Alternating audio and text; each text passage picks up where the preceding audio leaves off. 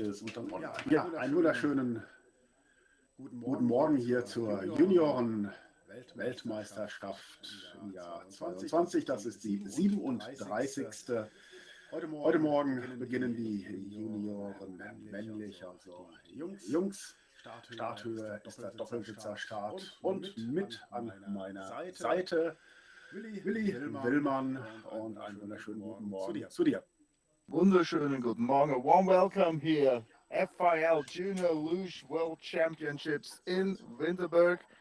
Ja, wir freuen uns auf schöne Wettkämpfe, freuen uns darauf, was die Jungs und Mädchen, die jungen Männer, die jungen Frauen hier alles zeigen können. We're really looking forward to some thrilling competitions the next 2 days. Und dann ist da ja am Sonntag noch, leider nicht im Livestream, die erste Doppelsitzer-Weltmeisterschaft der Frauen. And on Sunday, the first ever Women's Double FIL Luge World Championship. We're not allowed to show this in our stream because of the TV rights. Wir dürfen das wegen der TV-Rechte nicht zeigen, aber die nächsten 2 Tage sind wir für Sie da. In the coming next days, we are here for you with all competitions of these Youth Junior Luge World Championship 2022. Ja, Dietmar, du hast die Trainings ja wunderbar mitverfolgt. Kann man schon sagen, welche Nationen da besonders stark waren? Ja, ich meine, erwartungsgemäß klar, die Sportler aus Deutschland, die halt die Bahn hier kennen, weil sie sehr oft zum Training vor Ort sind. Was wir aber nicht vergessen dürfen, die österreichischen Starter sind auch nicht nur im Weltcup gut dabei, auch bei den Junioren.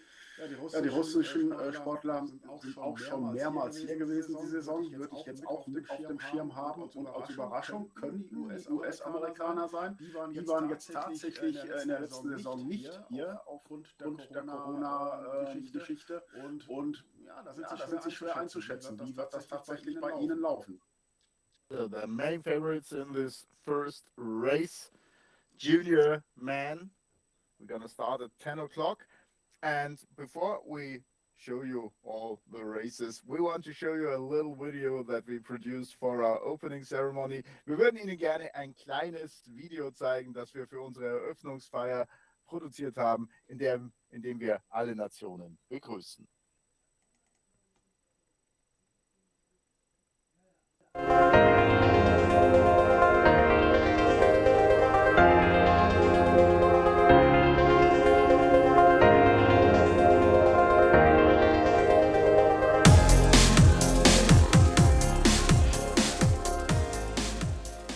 ...37. Junioren-Weltmeisterschaften im Rennrodeln in der Veltins Eisarena in Winterberg.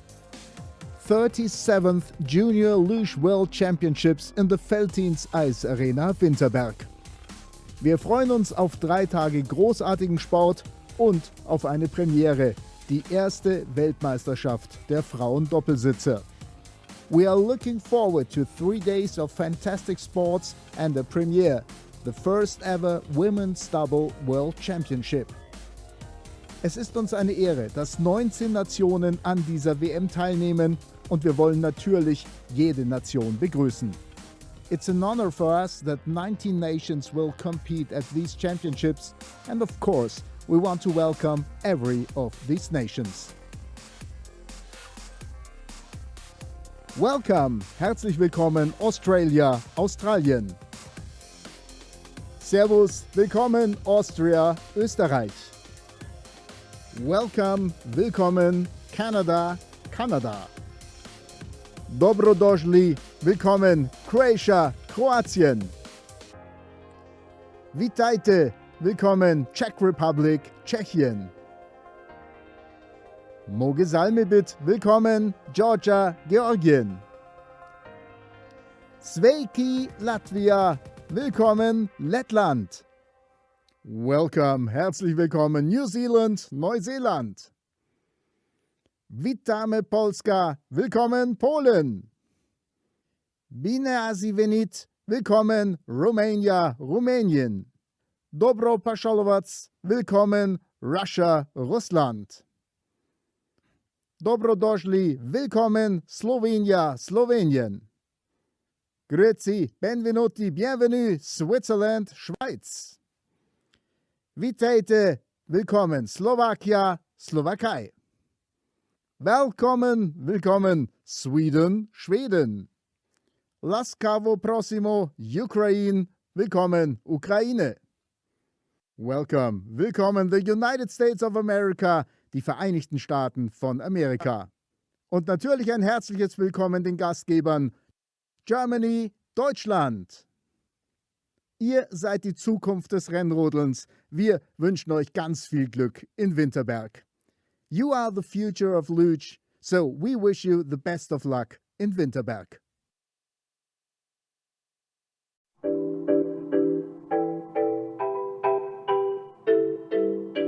Alexa, could you make me some coffee?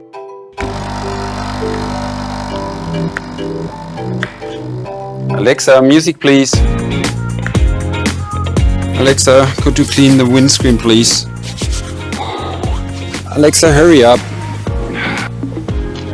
Can you do it quicker? Then do it yourself.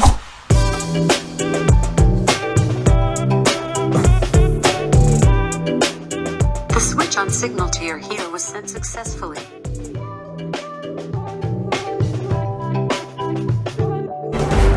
Umweltschonendes Heizen mit erneuerbarer Energie. Dafür steht der Name H-Gassner seit 4 Jahrzehnten. Maximaler Heizkomfort, innovative Technik und niedrigste Emissionswerte. Eine Heizung von H-Gassner erkennt man vor allem an einem: jahrzehntelange Zuverlässigkeit. Egal ob Pellets, Stückholz oder Hackgut, steigen Sie um auf eine Biomasseheizung von H-Gassner. Heiztechnik der Zukunft. Er ist ein Pionier des neuen Zeitalters. Vollkommen intuitiv versteht er, was wir wollen. Hey BMW! Und bringt uns bis zu 630 Kilometer weit. Er schafft es, das Digitale einfach zu machen und das Einfache schön. Reimagine Today, der BMW iX. Ab 13. November bei Ihrem BMW-Partner.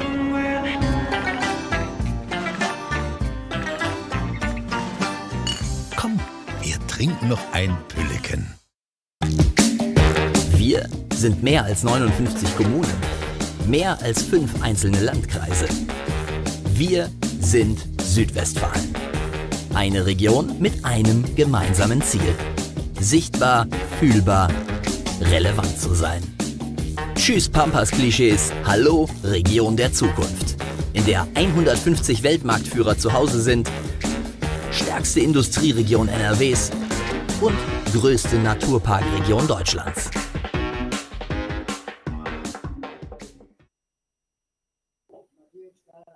Ja, da sind wir dann wieder zurück. Und ja, wir hatten eben gesagt, die Junioren starten vom Doppel-9, sie starten vom Damen-Einsitzerstart.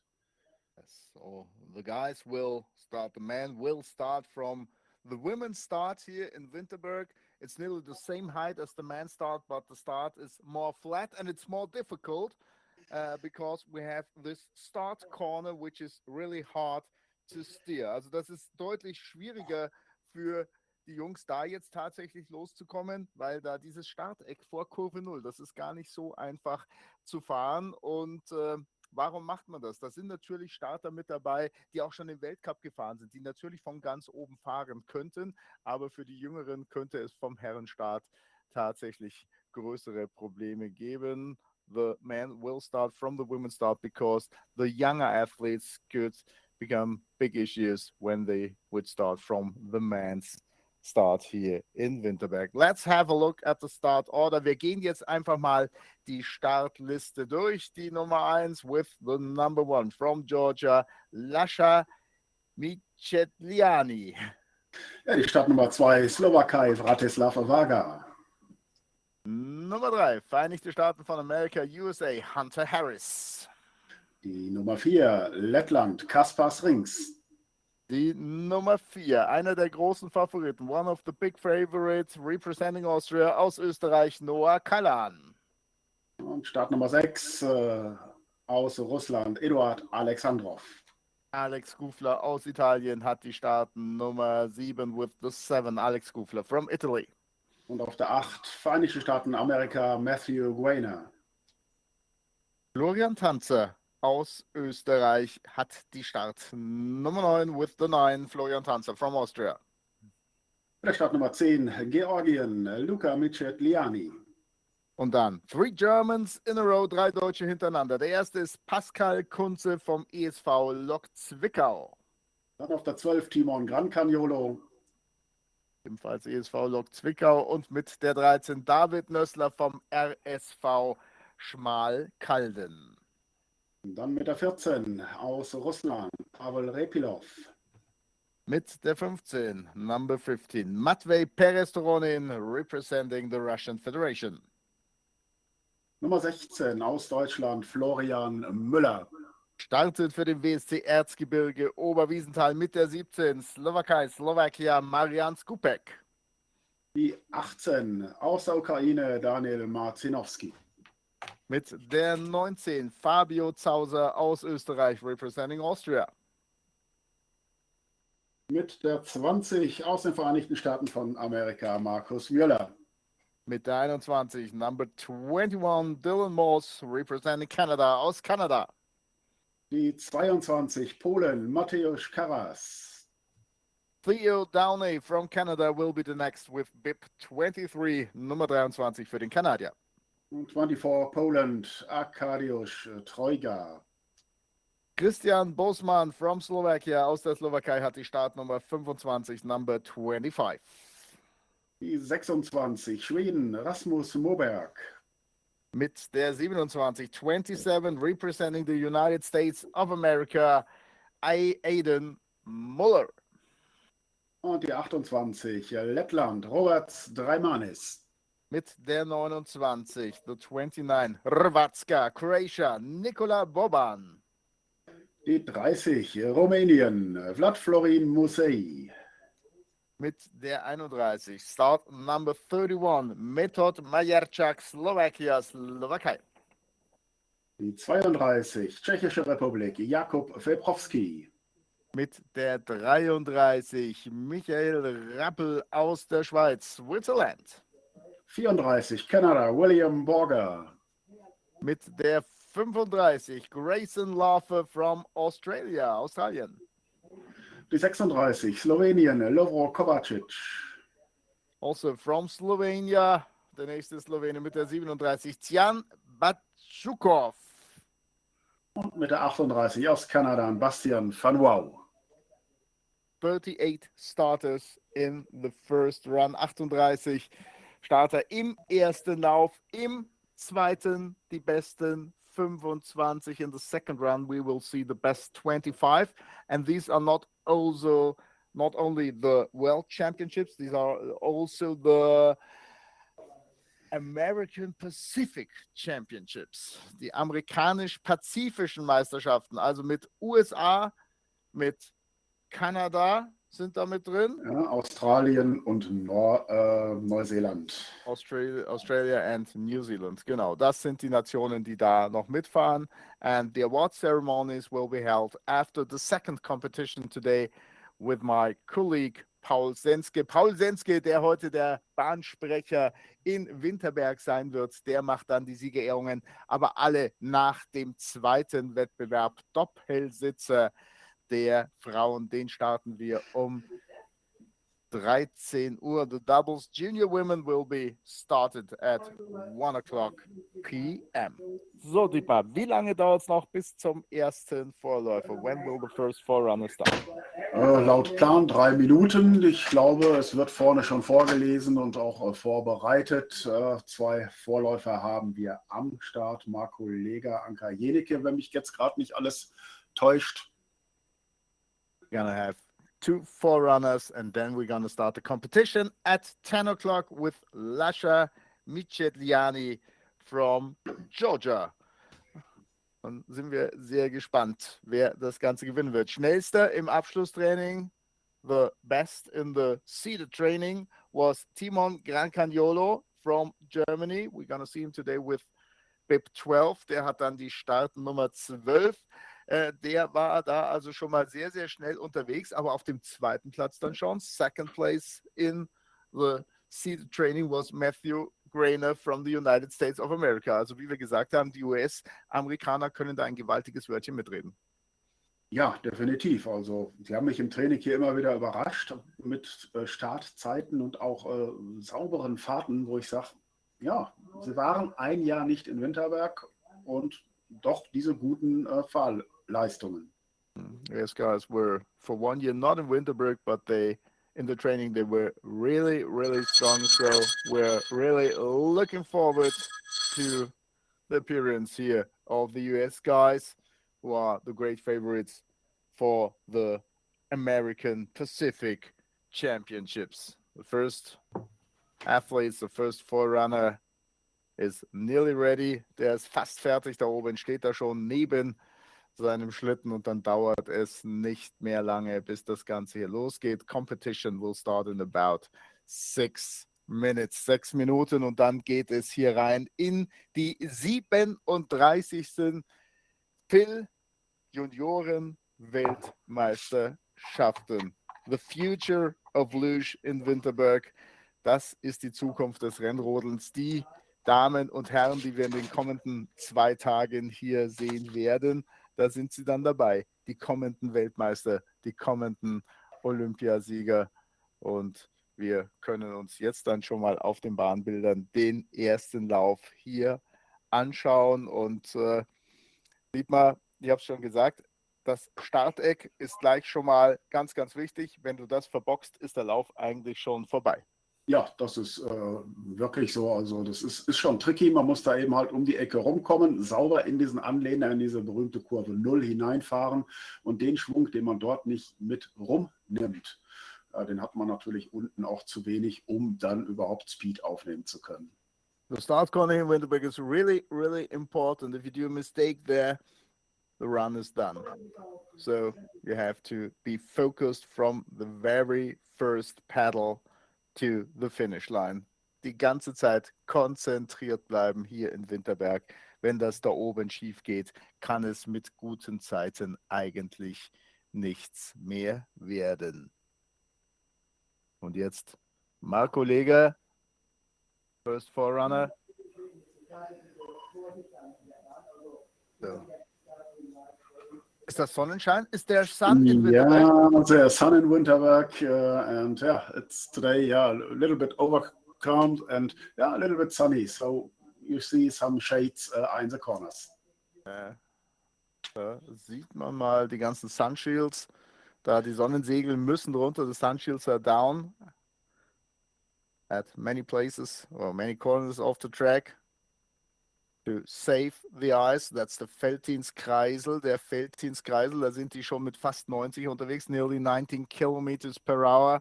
Entry Veltinskreisel. This is turn 90, Kurve 9. Very, very important. The exit, you need all the speed, the velocity to come into the labyrinth, the Sauerland S, as it's called. And so we will see the first time. 57,48, just to have something to compare with. 57,48. Mal schauen, wie das dann im Wettbewerb aussieht, wenn die Besten kommen. Ja, der große Favorit, wie gesagt, Timon Grancagnolo. Auch Florian Tanza aus Österreich könnte da eventuell ein Wörtchen mitreden. Matthew Grainer so oder so. Alex Gufler aus Italien war 5. im Abschlusstraining. Auch der kann das Ganze hier. Und sehr gespannt bin ich auch tatsächlich auf David Nisler vom RSV Schmalkalden. Der hat ja vor 2 Wochen sein erstes Weltcuprennen hinter sich gebracht. David Nisler from Germany had his first World Cup race 2 weeks ago in Oberhof. And he finished with a really great 13th place. Ist da 13. geworden. Also da kann man nun tatsächlich überhaupt nichts Negatives sagen im ersten Weltcup-Rennen. Das muss man erstmal hinkriegen. Andererseits muss man auch sagen, dass die Bahn in Winterberg mit der in Oberhof tatsächlich sehr, sehr wenig zu tun hat. Die sind völlig unterschiedlich. The track in Oberhof has nothing or nearly nothing in common with the track in Winterberg. Nisler had his first World Cup Seniors World Cup appearance 2 weeks ago in Oberhof and finished with 13th place. Anka Jenike aus Deutschland, die letzte Vorläuferin, the last forerunner. And then we gonna start at 10 o'clock with Luscia Micheliani aus Georgien from Georgia.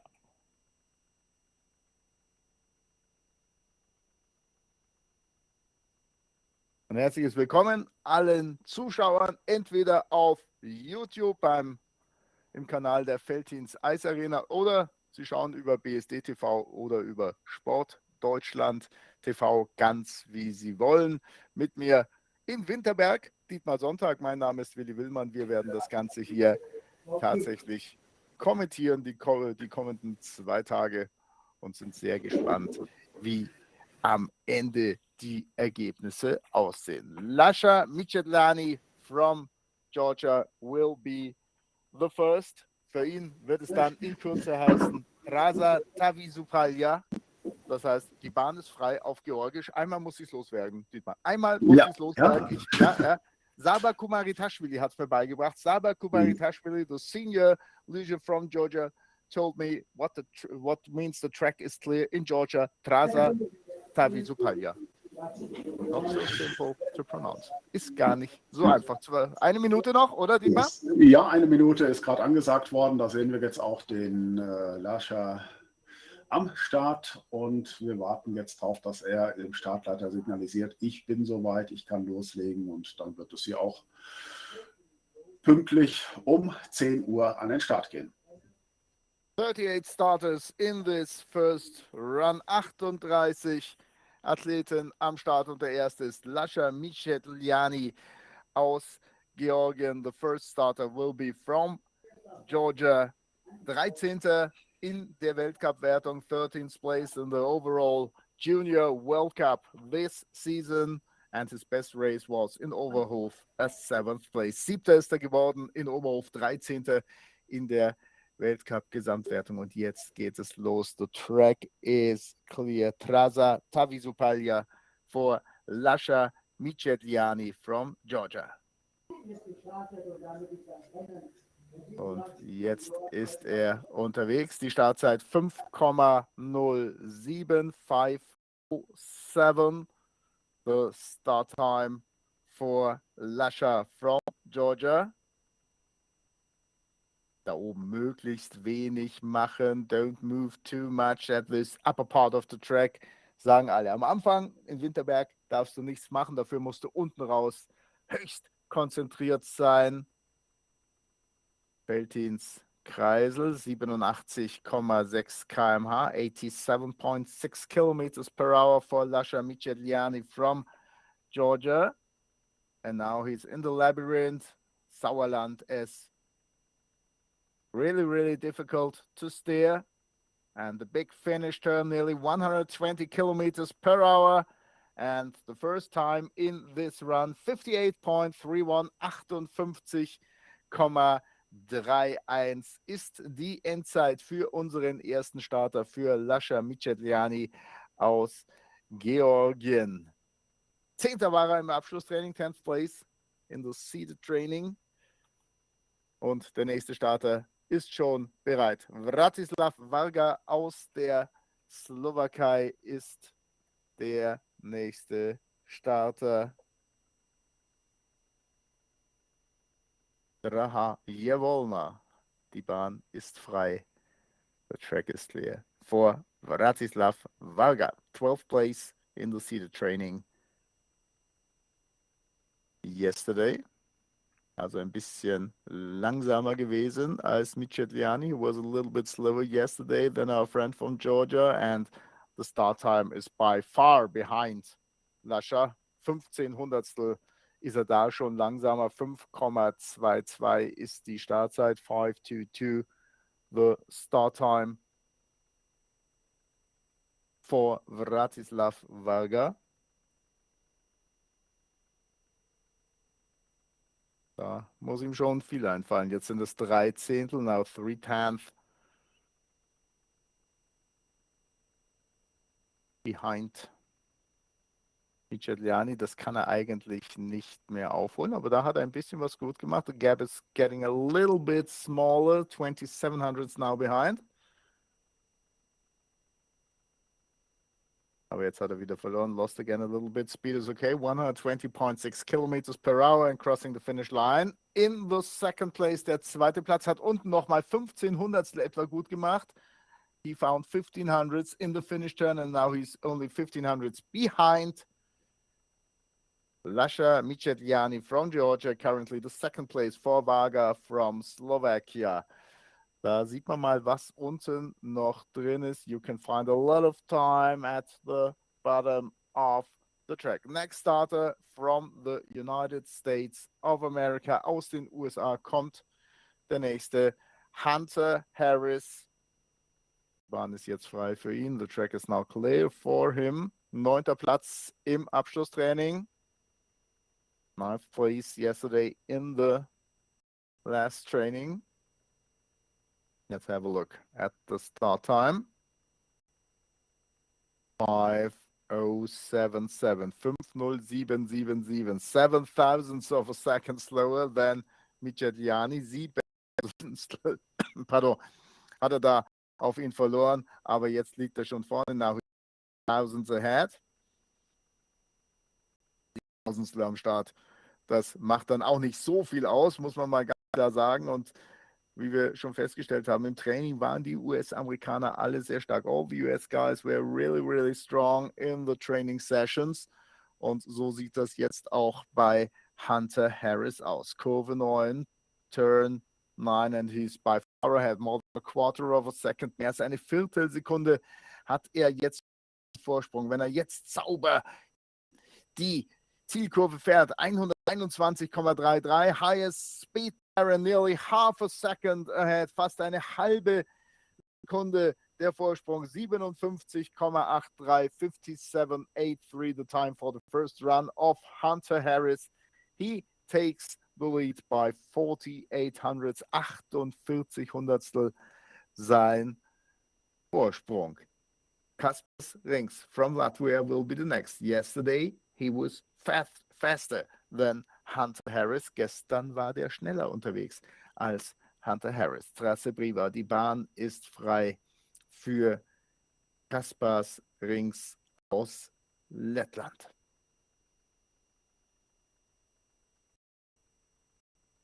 Die Startzeit für den Letten 5,01, 5:01, fastest time for Kaspars Rings from Latvia. Oben also schon mal ganz, ganz stark unterwegs. Weltcup-Wertung, 4th place in the overall Junior World Cup. Hat es nie aufs Podium geschafft. He had reached no podium in this season. 2 times the 4th place for Kaspars Rings. But now he's ahead. 1700ths ahead of Hunter Harris.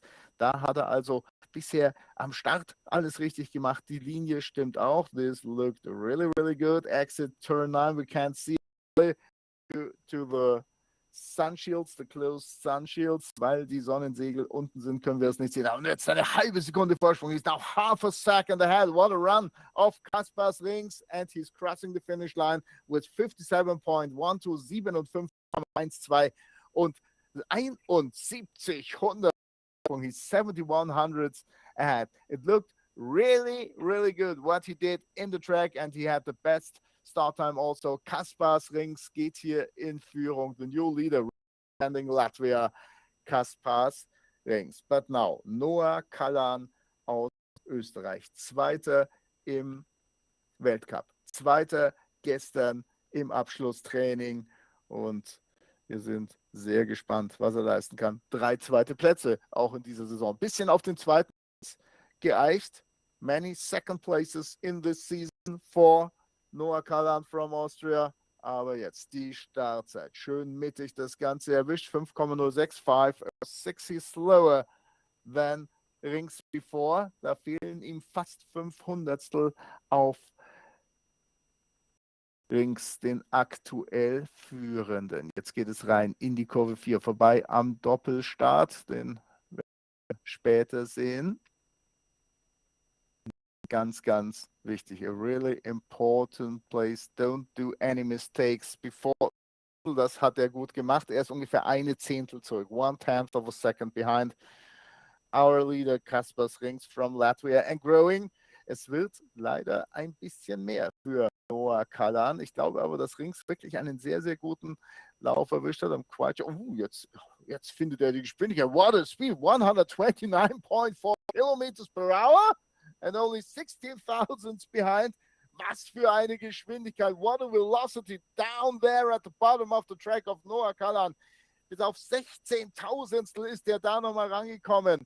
Only 16 thousandths behind Kaspar Rings, who stays in the lead, but the second place now for Noah Kalan from Austria. Crazy run at the bottom of the track. Unten raus war der richtig stark. Eduard Alexandrov ist der nächste, representing the Russian Federation, Trasa Svobodna. The track ist clear, die Bahn ist jetzt frei für Alexandrov. Was kann der leisten? 7.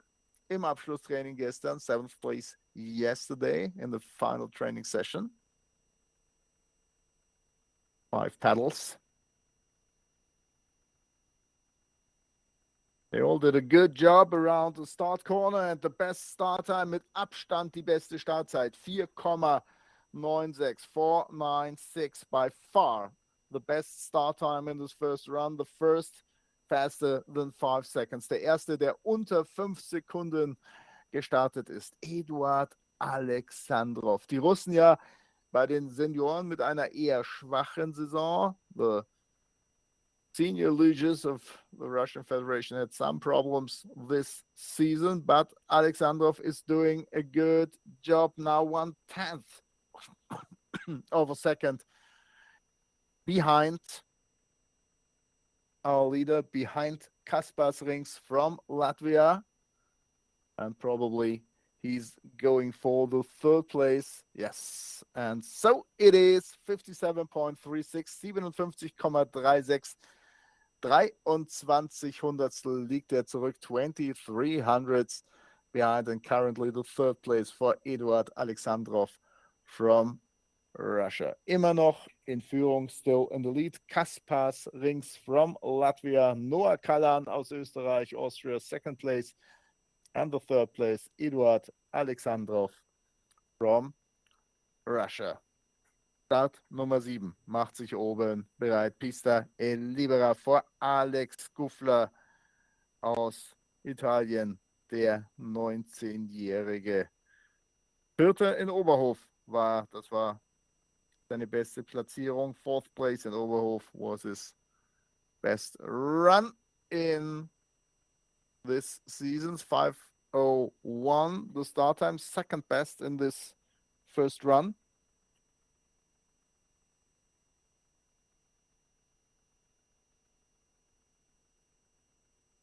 Only 18 thousandths behind.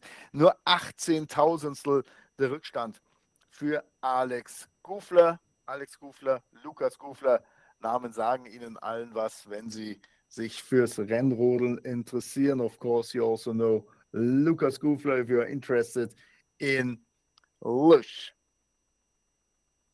Das sieht ordentlich aus, looks quite good, only 14 hundredths behind. So this is all really close and really tight. So we're really looking forward to the second run. Wir freuen uns jetzt schon auf den zweiten Lauf, weil die alle so eng beieinander sind. Und da ist es jetzt der 4. Platz. It's the 4th place for Alex Gufler from Italy.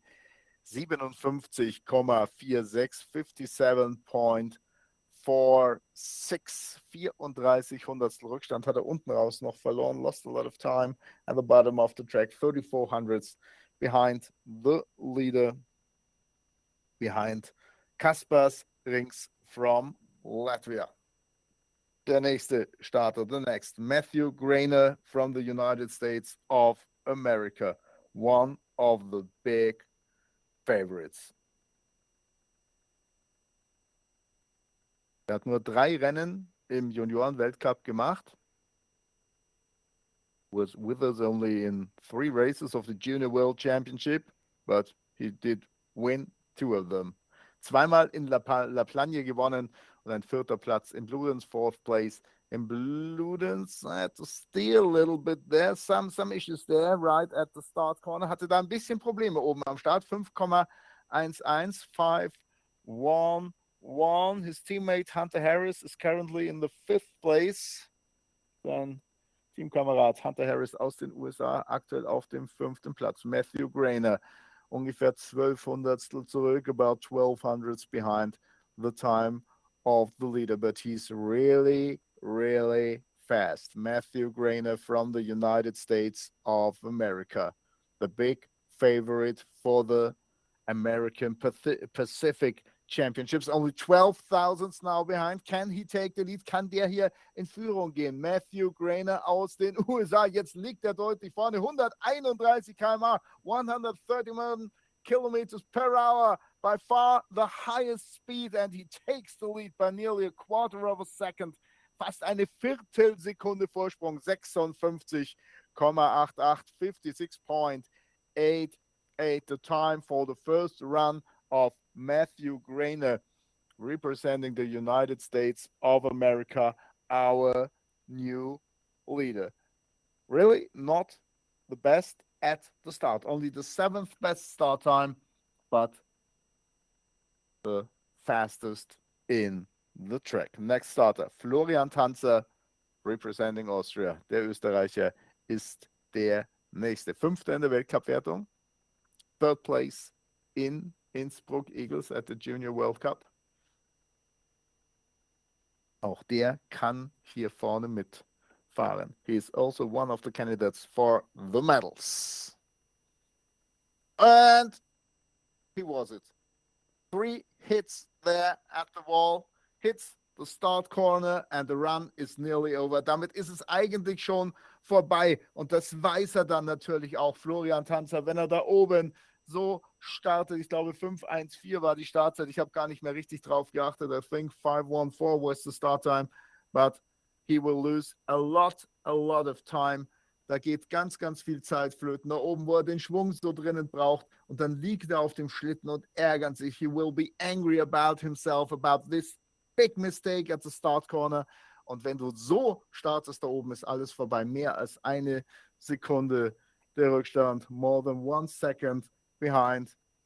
What a mess for Florian Tanza. Now the crash. Das ist genau das, was passiert. You're angry, you're not focused anymore, and then you crash in this difficult track, difficult part of the track. What a bad day for the poor Florian Tanza. Schade für den Österreicher. Der ist somit raus. Der war so gut im Training. He was so good in the training session. 6th place. But then this mistake directly after the start. We're now looking for him. Und jetzt, er muss natürlich aus der Bahn raus. Ja, das ist dann über die Suche. Genau, da Sportler ist draußen, Schlitten wird gereicht. Ja, das ist dann wirklich schade. Vor allem jetzt auch für den nächsten Sportler, der jetzt warten muss und sich wieder neu konzentrieren muss. Wir sehen, er ist aufgestanden, war schon in seiner Vorbereitungsphase und muss natürlich sich jetzt neu orientieren. Yes, the next starter has to focus completely new. Luscia Micheliani from Georgia.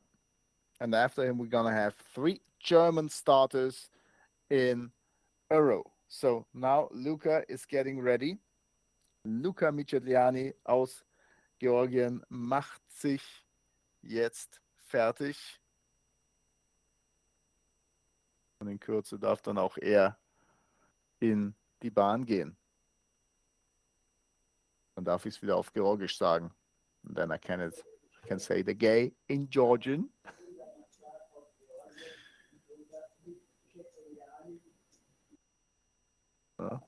Ja, jeden Moment sollte es losgehen. Wir sehen die Ampel ja ganz gut vorne. Ja.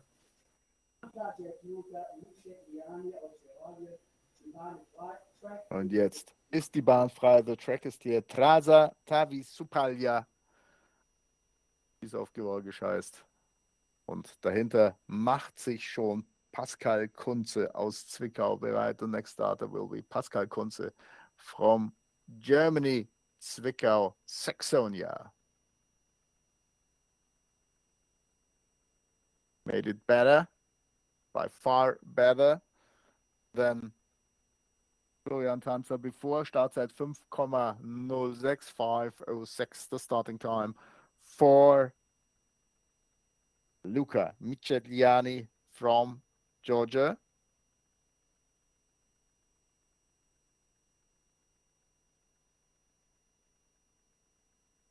Aber der Rückstand doch schon sehr groß. The gap is quite big, 4/10, more than 4/10 of a second, mehr als 4 Zehntel da oben schon der Rückstand. Und den Sieg kann er hier nicht mitfahren. He can't fight for the win here, but maybe at the end for a top 10 or top 15 position. Vielleicht kann er um die Top 10, Top 15 am Ende mitfahren. 123 km/h, da waren wir schon über die 130 und der Rückstand dann doch zu groß und nochmal großer Fehler. Big problem at the bottom of the track and it's currently the 9th place, der 9. Platz für Luscia Micheliani aus Georgien. 1,91 Sekunden zurück. 1.91 seconds behind. Remember, only the best, the fastest 25 starters go to the second run. And now the first German starter, der erste Deutsche, Dritter in der Weltcup-Wertung, 3rd place in the overall Junior World Cup, Pascal Kunze vom ESV Lok Zwickau. War Zweiter in Eagles, kann also durchaus aufs Podium fahren. He's one of the candidates for the podium. 3. Platz gestern im Abschlusstraining. 4,98, 4,98. A real good start time. The second best in this run. Die zweitbeste Startzeit in diesem Lauf. Aber wir erinnern uns, Matthew Grainer aus den USA war in der Bahn unglaublich schnell. Matthew Grainer from the United States of America was incredibly fast in the track. Pascal Kunze, still 1/10 of a second ahead. Eine Zehntel hat er noch an Vorsprung. Pascal Kunze, und das wird weniger. Da war ein kleiner Wackler drin. Some little issues before turn 9. Vor der Kurve 9, glaube ich, hat er ganz leicht die Bande berührt und jetzt liegt er schon eine Zehntel zurück, zu spät raus aus der 13. Late exit turn 13 and now it's the 4th place. Der 4. Platz für Pascal Kunze, 57,19, 57.19, 31 Hundertstel hat er Rückstand. He's 31 hundredths behind the leader, behind Matthew Grainer from the United States of America.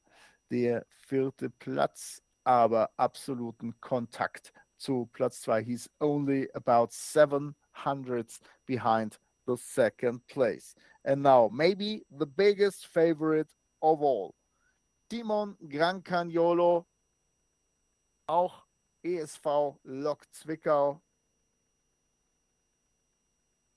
The overall World Cup winner of this season. Oh, nearly touched the start corner, aber eben nur fast 4,9646, second best start time in this run for T1 Grancagnolo from Germany. Now 2/10 of a second ahead. Er baut seinen Vorsprung also aus. He's faster there than our leader Matthew Grainer. Das macht er bisher sehr, sehr gut. Aber du darfst dir nichts erlauben. No mistakes allowed in this part of the track. Veltinskreisel. And now turn 8 to 9. Really important, this transition. 18 hundredths left. Immer noch vorne, aber ein bisschen weniger geworden. 18 Hundertstel hat er noch. Labyrinth, musst du sauber fahren. Need a clean run there. 1/10 left. This is going to be really tight between him and Matthew Grainer. And it's the lead by 26 thousandths of a second. 26 Tausendstel nur an Vorsprung für Timon Grancagnolo. Only 26 thousandths. So stay with us and let's watch together the second run. And now the next German, David Nisler, RSV Schmalkalden, der Thüringer. Ich habe es vorhin schon erzählt, der hatte seinen ersten Weltcup-Auftritt vor 2 Wochen in Oberhof. He had his first senior World Cup race 2 weeks ago in Oberhof. 13th place there. 13. ist er da geworden. Also das ist schon richtig stark. David Nisler, was kann er zeigen? Die Startzeit 4,95, 495, best starting time in this run. Da war er der Schnellste oben am Start. Omega, this is the Omega. Don't move on the sled. 13.000 liegt er jetzt schon zurück. 13,000 now behind his teammate Timon Grancagnolo. Viel darf da nicht mehr dazukommen. 500 sind es jetzt. 500s now. Feldhinskreisel. 2 little tiny waves there. Da sind 2 kleine Wellen gefahren. Das war nicht optimal. 800 jetzt. 800s now behind. Kann er unten raus nochmal Zeit gut machen. Let's have a look at the speed. Die Geschwindigkeit 123,5 km/h. Wenn die stimmt, ist es zu langsam. Und das ist zunächst einmal der 3. Platz. It's currently the 3rd place for David Nisler from Germany. 57,01, 57.01. 16 Hundertstel hinter dem führenden Timon Grancagnolo. 1600s behind the leader. His teammate Timon Grancagnolo. Und jetzt 2 Russen, die die komplette Weltcup-Saison gefahren sind, außer St. Moritz. Now, 2 Russian guys who were the whole season in the World Cup, except of the last race in St. Moritz. Pavel Repilov and Matvey Perez-Toronin. First will be Pavel Repilov. Trasa Svobodna.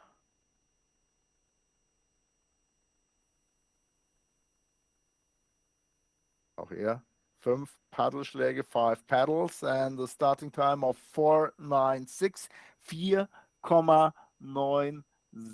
Zweitbeste Startzeit, second best start time. Only David Nisler was 8,000 faster. Nur Nisler war 8,000 schneller. Und wenn man sieht, Pavel Repilov, der ist in der Gesamtwertung des Weltcups 21. geworden und da fehlt ihm ja das letzte Rennen in St. Moritz. Und dann kann ein Timon Grancagnolo, da können Matthew Grainer, David Nisler, mit dem können die mithalten. Und da sieht man schon, wie stark auch die Junioren sind. Repilov, 21st place in the Senior World Cup without the last race in St. Moritz. And the juniors here are nearly as strong as he is. He's really, really fast there. Speed looked not so high, but 1,200s ahead. The new leader representing the Russian Federation, Pavel Repilov. He was here at the World Cup in Winterberg and he, of course, he knows how to steer in this track. Der weiß natürlich, wie man hier langrodeln muss, wie man hier lenken muss und der übernimmt die Führung mit 12 Hundertstel Vorsprung. He takes the lead by 12 thousandths of a second. The next one, Matvey Perez-Toronin, also representing the Russian Federation. Der nächste Russe, Matvey Perez-Toronin. 27. im Senioren-Weltcup, 27th place in the Senior World Cup. Eberspecher Rennrodel-Weltcup, wie er ja offiziell heißt. Da hat er den 27. Platz belegt, hat aber auch, wie Repilov, das letzte Rennen ausgelassen. He also wasn't at the last race in St. Moritz and 4.9, the by far, really by far fastest start time in this first run. 500s better than David Nisler. Da ist er 500 schneller gestartet als David Nisler, der da oben die schnellste Startzeit hatte. Perez-Toronin, really, really good run at the upper part of the track, 1800s ahead. Transition 8 to 9 looked nearly perfect. Das hat nahezu perfekt ausgesehen. 8 auf 9 und jetzt ist er im unteren Teil der Bahn. Lost a little bit. Geschwindigkeit lassen wir mal einfach außen vor und er wird die Führung übernehmen. He takes the lead by 12 hundredths of a second. 12 Hundertstel Vorsprung. We have a Russian double lead, eine russische Doppelführung Perez Toronin führt vor Repilov. Der dritte Platz dann für Timon Grancagnolo. Da merkt man natürlich die Weltcup-Erfahrung. Florian Müller aus Deutschland ist der nächste, startet für den WSC Erzgebirge Oberwiesenthal. Der 16. von insgesamt 38 Startern in diesem ersten Lauf. The 16th of 38 starters in this first run. And Samish is there, hits the ball on the right side, fährt rechts an die Wand. What a start time, 4,87, 4,87. Aber dann dieser Fehler dazu und schon wird das Ganze ganz, ganz schwierig. A great start time, but the hit on the right side, this could be a really big problem for Florian Müller down the hill. Das könnte ihn noch richtig viel Geschwindigkeit kosten. But he is still ahead. 600ths of a second ahead. Was geht da für Florian Müller? Jetzt hat er eine Zehntel Vorsprung. Now he's 1/10 of a second ahead. Florian Müller, what a ride after the issues at the start. Das kann ja fast nicht sein. 500stel noch übrig. 500ths left for Florian Müller. Finish turn and the second place. Der zweite Platz für Florian Müller. 22.000stel nur Rückstand. Only 22,000 behind our leader, behind Matvei Perez Toronin, representing the Russian Federation. What a run of Florian Müller, der da oben den Fehler am Start hatte. Was wäre da drin gewesen? What would have been possible without the mistake at the start? Crazy run of Florian Müller, WSC Oberwiesenthal. Next starter, Marian Skupek aus der Slowakei, from Slovakia. Start time 5:04, 5,04 die Startzeit für Marian Skupek. Still in the lead, immer noch in Führung. Matvei Perez Toronin aus Russland, zweiter Platz, second place. Florian Müller vom WSC Oberwiesenthal. Dritter Platz, third place, Pavel Repilov aus Russland. Fourth place, Timon Grancagnolo, Germany. Startet für den ESV Lok Zwickau. Und dann haben wir aktuell dann noch den fünften Platz, Matthew Grainer, USA, fifth place, and the sixth place, David Nisler, Germany, RSV Schmalkalden. Quite a good run von Marian Skupek, das ist nicht schlecht, mit Verlaub. Only 4/10 behind, nur 4 Zehntel der Rückstand und kommt ins Ziel auf dem 9. Platz. It's the 9th place currently.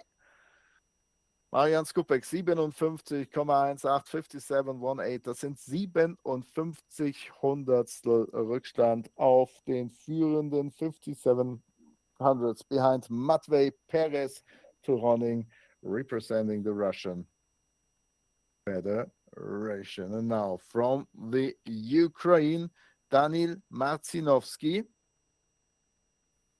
Trasa Vilna. Die Bahn ist frei für den jungen Mann aus der Ukraine.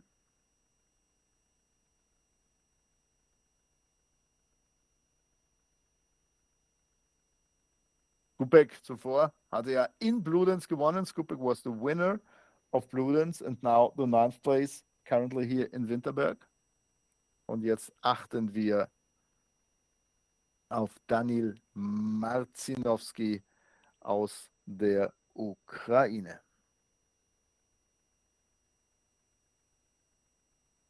Rückstand bei 4 Zehntel, 4/10 behind, Entry Veltinskreisel, also schon 4 Zehntel der Rückstand da im oberen Teil der Bahn. Das ist schon relativ viel. Jetzt muss er die Ausfahrt aus der neuen gut erwischen. Needs a really clean exit out of turn 9 and he's now in the labyrinth. Finish turn. Und kommt ins Ziel, crossing the finish line in the 12th place. Der 12. Platz zunächst einmal 57,38, 57.38. 3:08 the time for the first run of Daniil Martinovsky representing the Ukraine. Fabio Zauser aus Österreich. Zweiter auf der Heimbahn, auf dieser neuen Bahn in Bludenz. Second place 2 weeks ago in Bludenz at this new track in Austria, his new home track. And now let's have a look at him here in Winterberg. Took a little bit long to find the right place for the right hand. Hat ein bisschen lange gebraucht, um da die rechte Hand zu verstauen. Schon 24 Hundertstel zurück, 24 hundredths behind the leader, behind Matvey Perez-Toroning, representing the Russian Federation.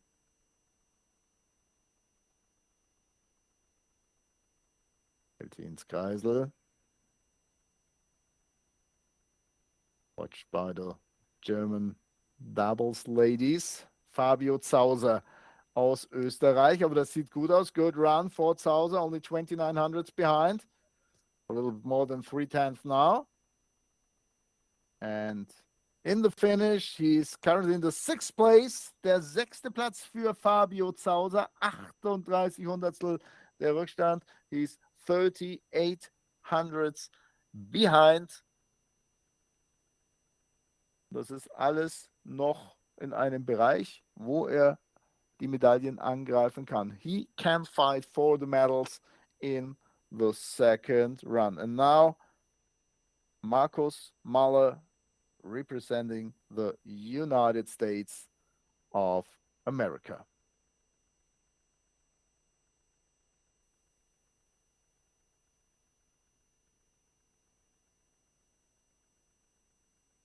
Vier, 9, 7, 497. Quite a good start time. Das ist absolut in Ordnung. 7. Startzeit, 7th best starting time for Markus Muller from the United States of America.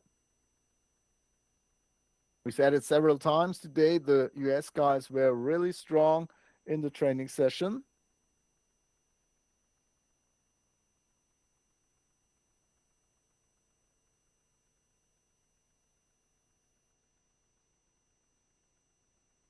A little mistake there before turn 9, dass er ein bisschen an die Wand gefahren. Der Übergang 8 auf 9, das ist nicht optimal gewesen. Jetzt fast eine halbe Sekunde zurück und kommt ins Ziel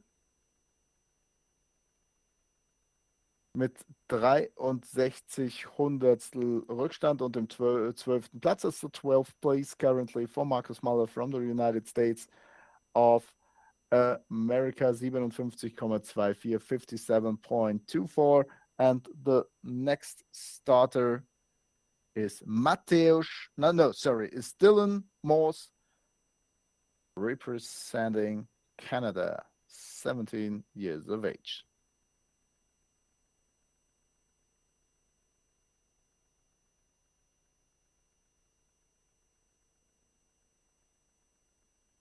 .06, 5:06 the start time.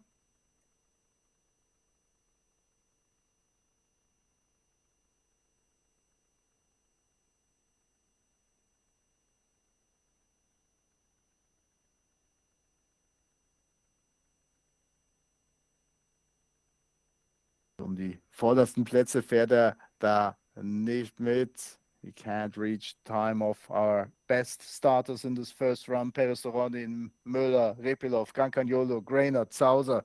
But he's doing quite a good job. Half a second behind. Dylan Morse.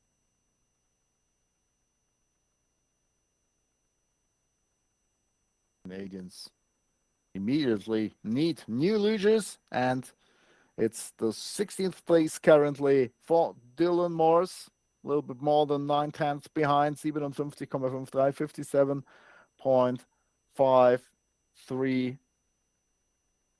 16th place currently for him. Probably we will see him again in the second round. The best 25 starters go to the second run. Die besten 25 sehen wir im zweiten Durchgang wieder. Mateusz Karas aus Polen ist der nächste. Tor Wolny, the track is clear.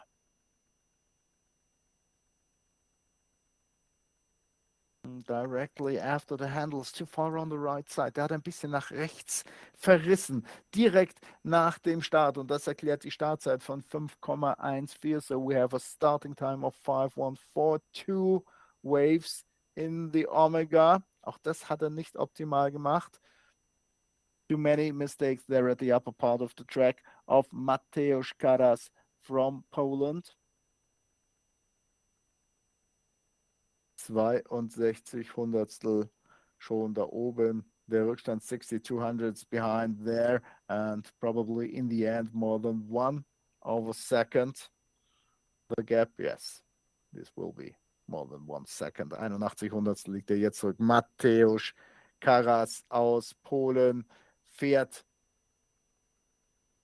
durch die Zielkurve, crossing the finish turn, and he's in the finish in the 18th place, der 18. Platz. I'm not sure if we're going to see him again. Der 18. Platz für den Polen, 57,95, 57.95, 1,33 Sekunden Rückstand, 1.33 seconds behind the leader, behind Matvei Perez Toronin. Theo Downey from Canada will be the next.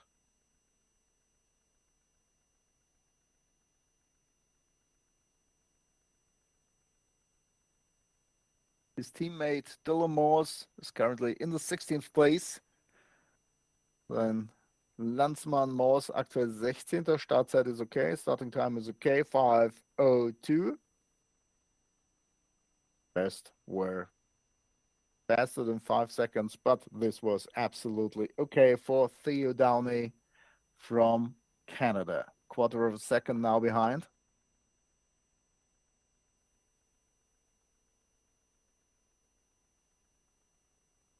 Was a quite hard entry into turn 6. Fällt ins Kreisel. Sehr hart in die Kurve 6 reingefahren. Theo Downey. Rückstand halbe Sekunde. Now half a second behind. Needs a really, really clean run down there. Fighting against the time of his teammate. He's now a little bit slower. And in the finish, he's in the 16th place. Directly ahead of his teammate, direkt vor seinem Teamkameraden Dylan Morse.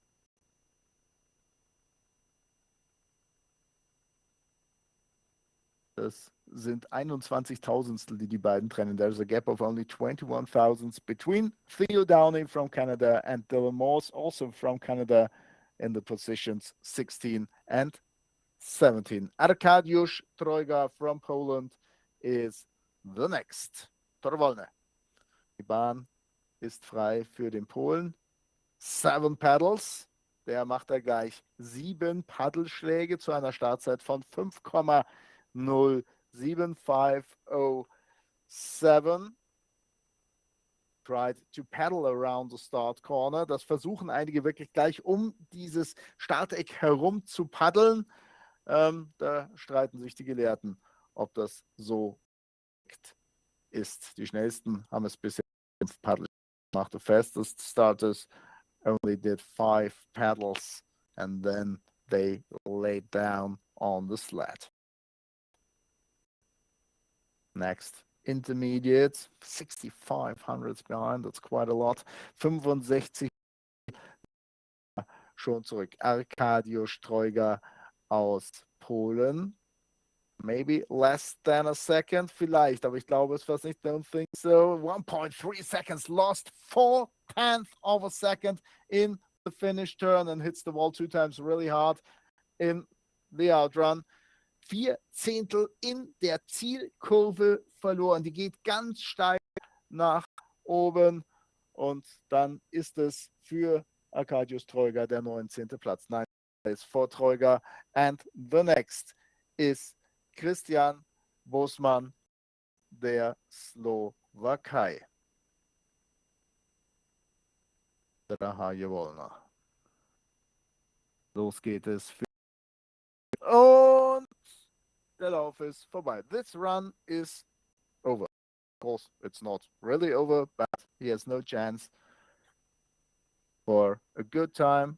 Probably he has no chance to reach the second run. Big mistake of Christian Bosman. So kannst du da oben halt leider nicht losfahren. Halbe Sekunde liegt er jetzt schon zurück. Half a second now behind. And in the end, it will be, maybe about 2 seconds or more. 8 Zehntel jetzt schon. Christian Bosman aus der Slowakei. Hopefully, he can stay focused.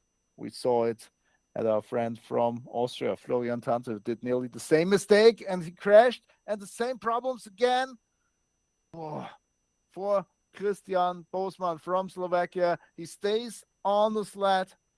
Bleibt da drauf, aber von oben bis unten ein schlechter Lauf.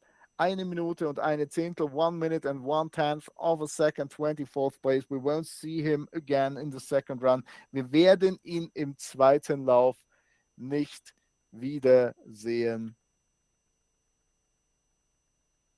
Schade, Christian Bosman aus der Slowakei, aber mit so einem Fehler da oben kannst du nicht mehr mit den anderen mithalten. With such a big mistake at the start corner, you can't really compete with the others. And now, Banan klar, Rasmus Möberg from Sweden.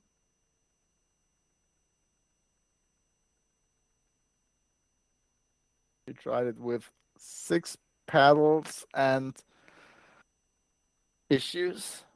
other issues than Bosman before. He was too high in turn 0. Da oben, das ist die Kurve 0, dieser kleine Anlehner links.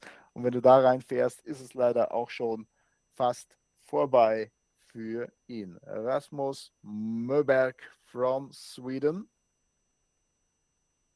Rückstand 7 Zehntel, 7/10 now behind our leader, who is still Matvei Perez Toronin, representing the Russian Federation. Second place, only 22 thousandths behind Florian Müller, 22 Tausendstel. Nur der Rückstand von Müller auf dem zweiten Platz. Third place, Pavel Repilov, Russian Federation. Fourth place, Timon Grancagnolo, Germany. Matthew Grainer, USA, 5th place. And the 6th place, Fabio Zauser, Österreich. Und jetzt im Ziel, in the finish, Rasmus Möberg, 21st place for the guy from Sweden, 58.26, 164 seconds behind the leader, behind Perez Toronin from Russia.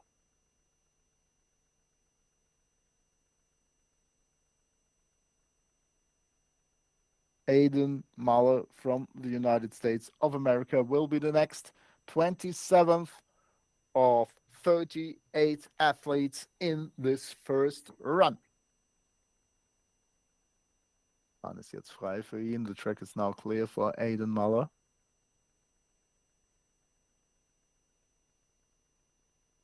Best US guy still Matthew Grainer in the 5th place.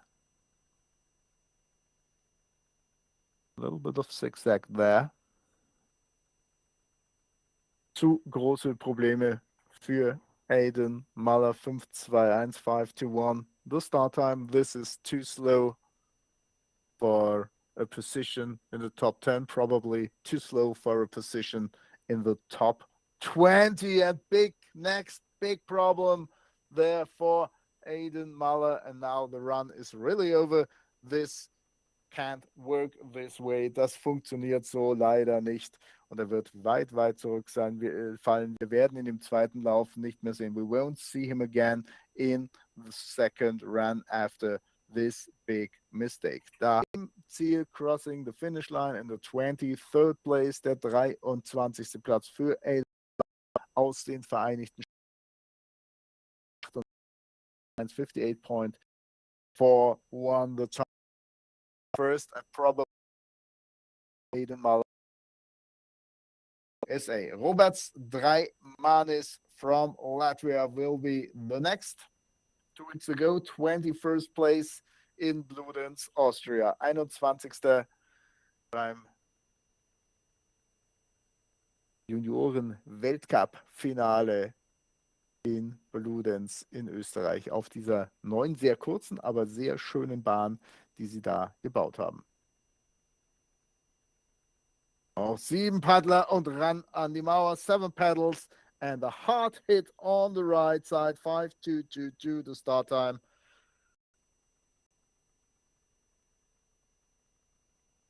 Also mit den 7 Paddelschlägen ist schon so, dass es eher nicht funktioniert. Das macht die Sache nicht leichter. 7 paddles are maybe too much for start corner. Robert Dreimanis representing Latvia. The Latvian team in Beijing will have really, really good chances. Der aus der 9 rausgefahren, so hoch wie selten einer zuvor, auch in der Zielkurve, big waves in the finish turn und am Ende der 26. Platz, der 26th place für Robert Strahan. Lettland, den sehen wir definitiv nicht wieder. Jetzt sure that we again in the second round, 58.8, 58,8, 2,18 Sekunden der Rückstand. Nikola Boban aus Kroatien ist der nächste. The next guy is from Croatia.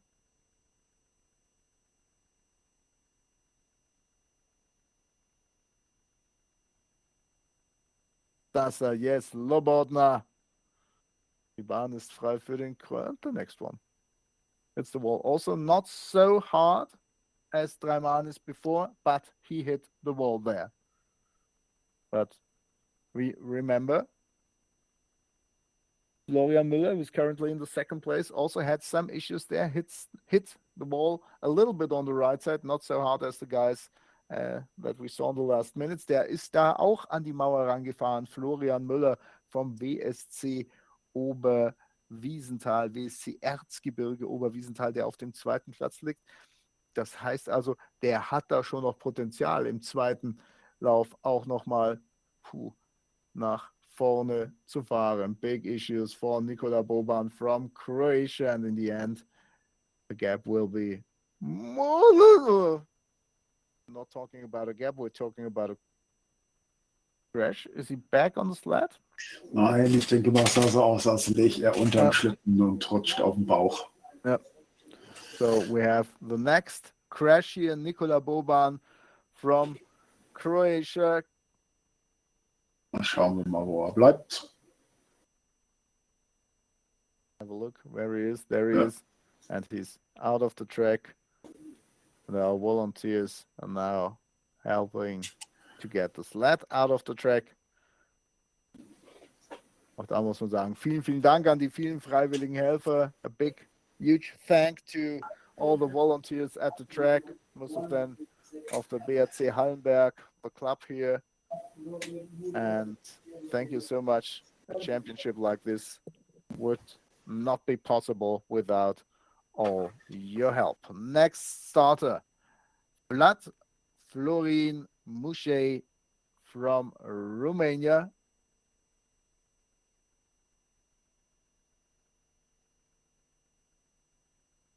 Warten nach so einem Sturz ist immer lästig, aber sie sind es eigentlich gewohnt.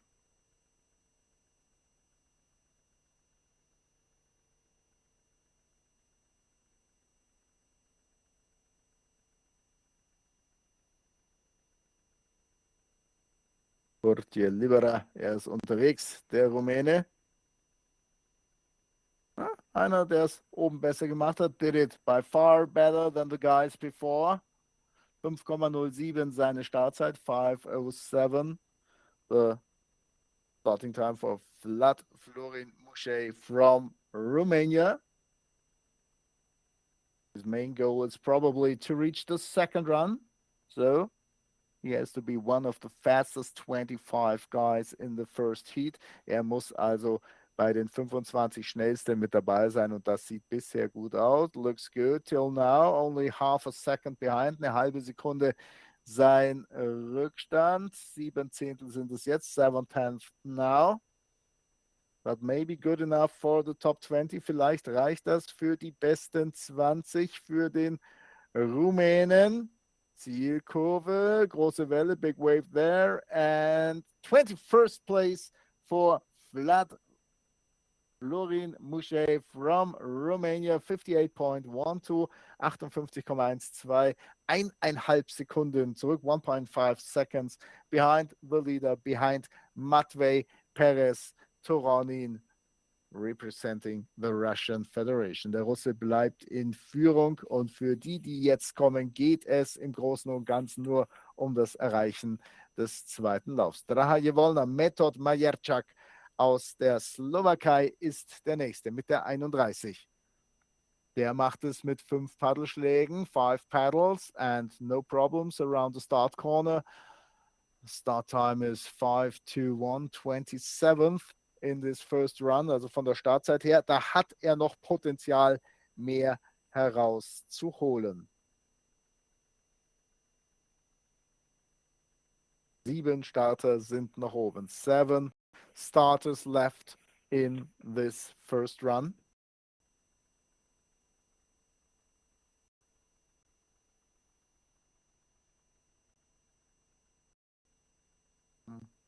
Maybe one run today. Metod Majerczak from Slovakia.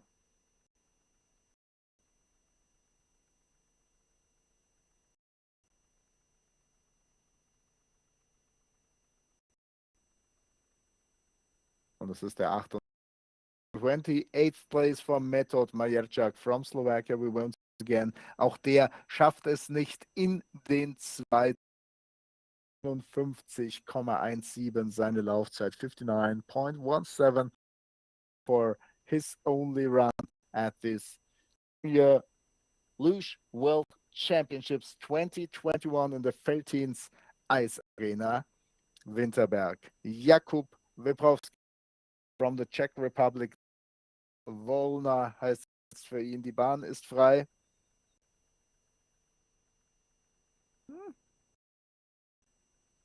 Eigene Kurve da erfunden und a curve in the track where no curve is, aber so läuft das manchmal. 27. Platz bei der Zwischenzeit, muss kämpfen, vielleicht eine Chance auf Platz 25 zu haben. He has to fight to reach the 25th place, but doesn't look too good for Jakub Weprowski from the Czech Republic.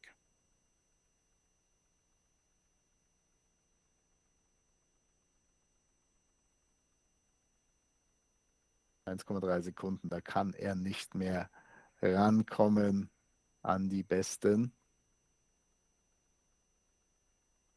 Last meters now for Jakub Weprowski, Czech Republic, and it's the 26th place, der 26. Platz für den Tschechen, und somit werden wir auch ihn nicht wiedersehen. He won't be with us in the second run. Micha Rappel aus der Schweiz. 2 Rennen hat er im Junioren-Weltcup in dieser Saison. Einmal 13., einmal 20. Der kann hier schon mitfahren um die Top 20. Michael Rappel aus der Schweiz.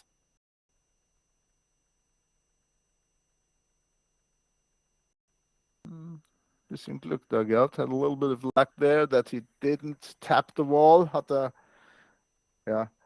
das Einschlagen an der Wand gerade so verhindern können.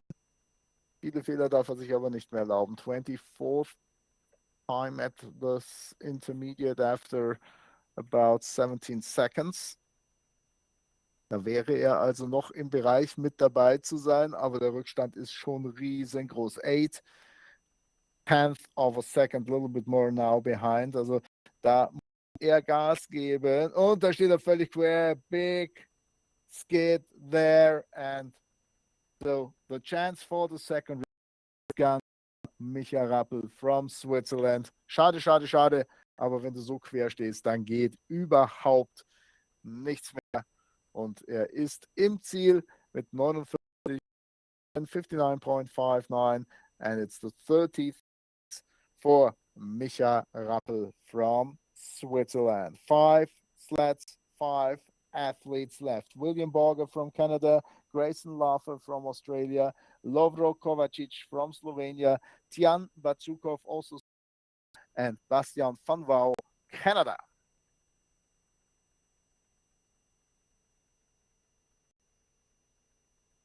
William Borger.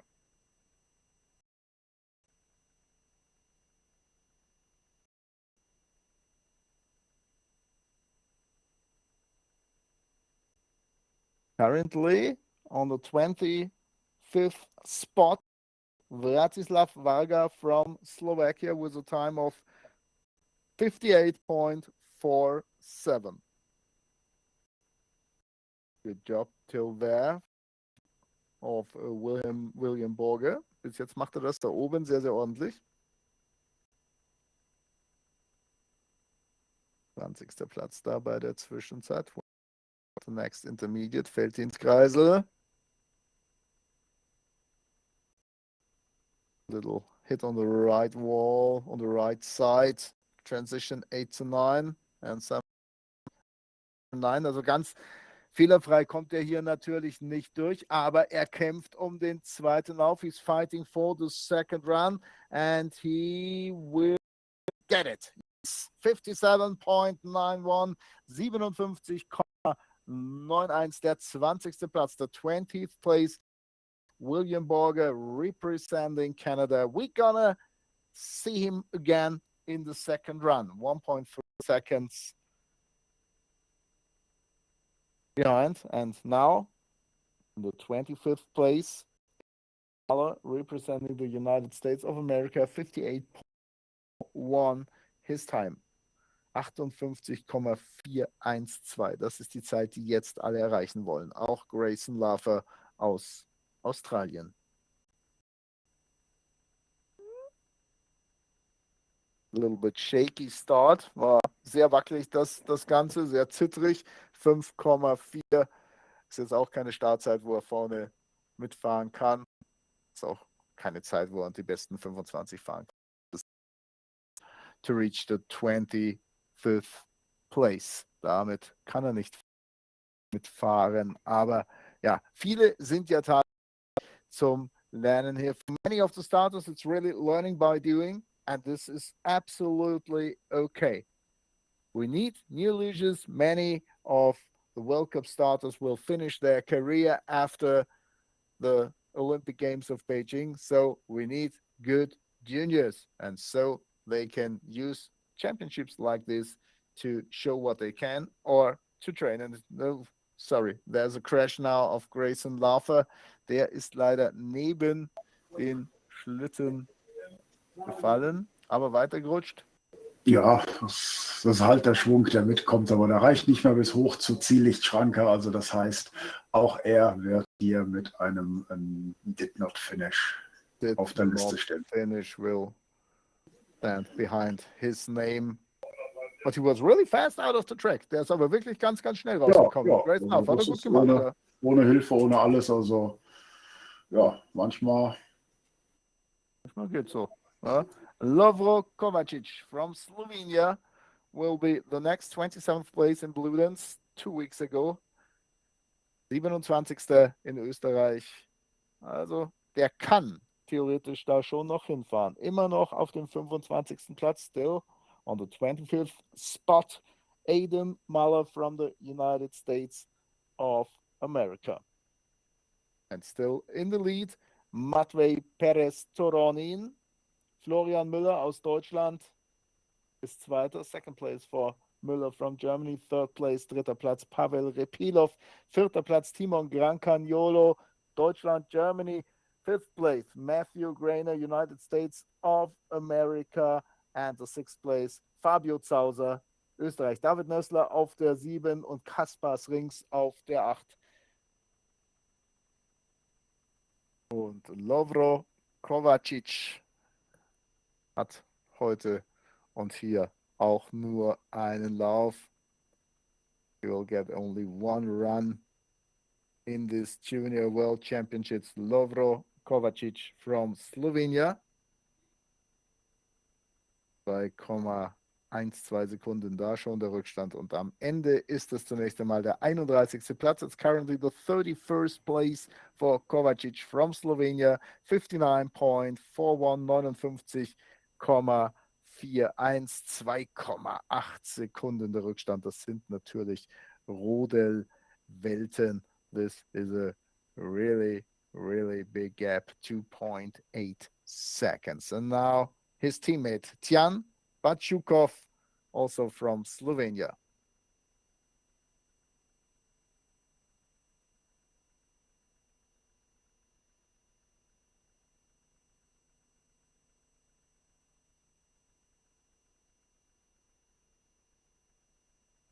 Five paddles who looked really slow. Das hat sehr langsam ausgesehen, wie er da gestartet ist. Und das war es auch. 5,31531, the starting time for Bachukov from Slovenia. And the last starter in this first run will be Bastian Fenwal from Canada.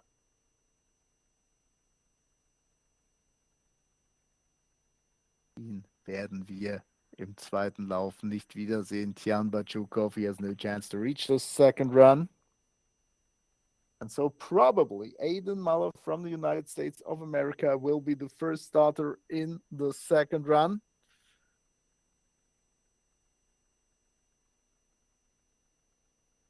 The only guy who can kick him out of the second run is now Bastian Fenwal. Let's have a look now at the finish time of Bachukov from Slovenia.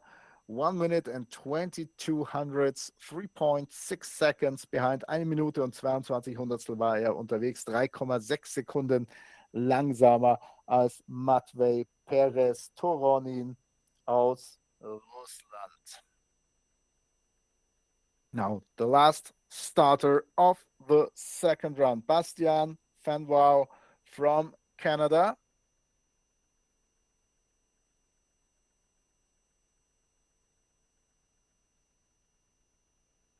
1, 2, 3, 4, 5, 6, 7. I think we're 7 paddles.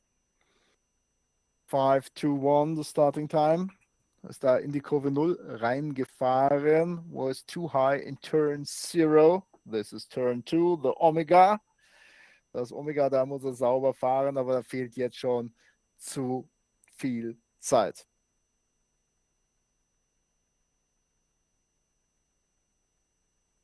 Let's have a look at the ranking of the second run. Or let's wait. Let's have a look at Bastian. Maybe he can reach the second run.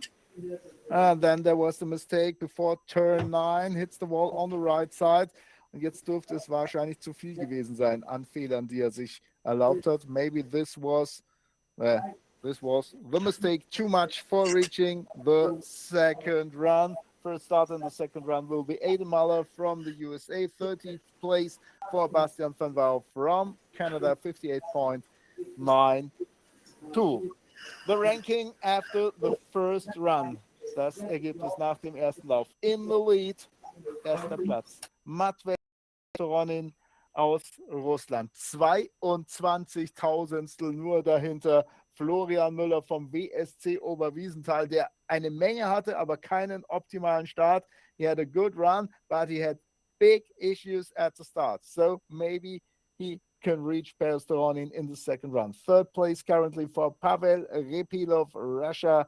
Der ist also dritter. Vierter Platz, fourth place, Timon Grancagnolo aus Deutschland. Matthew Grainer, USA, fünfter. Der große Favorit für den Titel des America-Pacific Masters. He's the big favorite for the title of the Pacific Champion. And sixth place for Fabio Zauser from Austria. David Nisler aus Schmalkalden ist siebter. From Germany, the guy, David Nisler, seventh.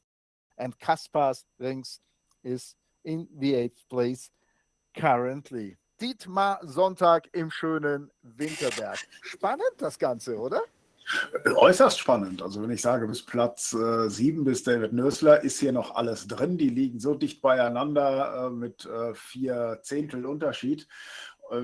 Da bin ich also wirklich für den zweiten Lauf äußerst gespannt. Den zweiten Lauf starten wir wann?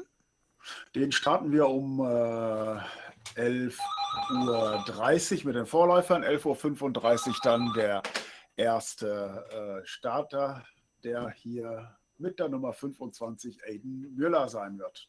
Okay, we're going to start the second run 25 to 12 first. The 2 forerunners will start a little bit earlier. So, we're going to have a little break. Wir machen ein bisschen Pause und sind dann rechtzeitig zum zweiten Lauf wieder da. We will be back for the second run. Thanks for watching the 37th Junior Luge World Championships 2022 in Winterberg in der Feldins Eis Arena. Schön, dass Sie mit dabei sind hier bei diesen Juniorenwelt in Winterberg in der Feldins Eis Arena. Der zweite Lauf wird spannend. The second run is going to be a real thriller. Dietmar, bis gleich. Bis gleich.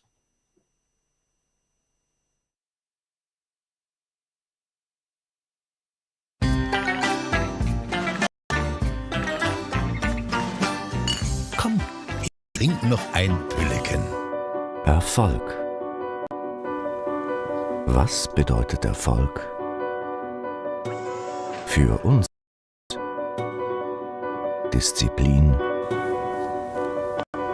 Präzision und Teamwork.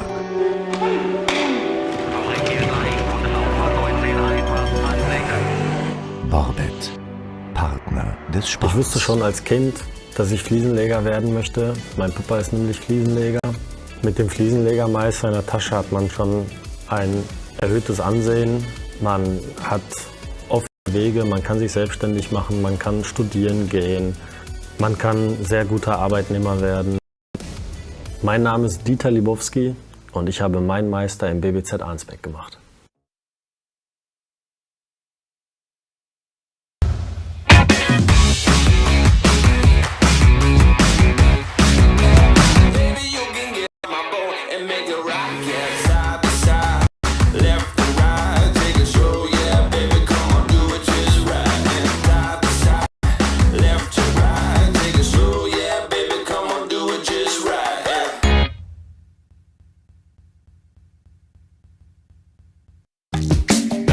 Wir sind mehr als 59 Kommunen, mehr als 5 einzelne Landkreise. Wir sind Südwestfalen. Eine Region mit einem gemeinsamen Ziel. Sichtbar, fühlbar, relevant zu sein. Tschüss Pampas-Klischees, hallo Region der Zukunft. In der 150 Weltmarktführer zu Hause sind, stärkste Industrieregion NRWs und größte Naturparkregion Deutschlands.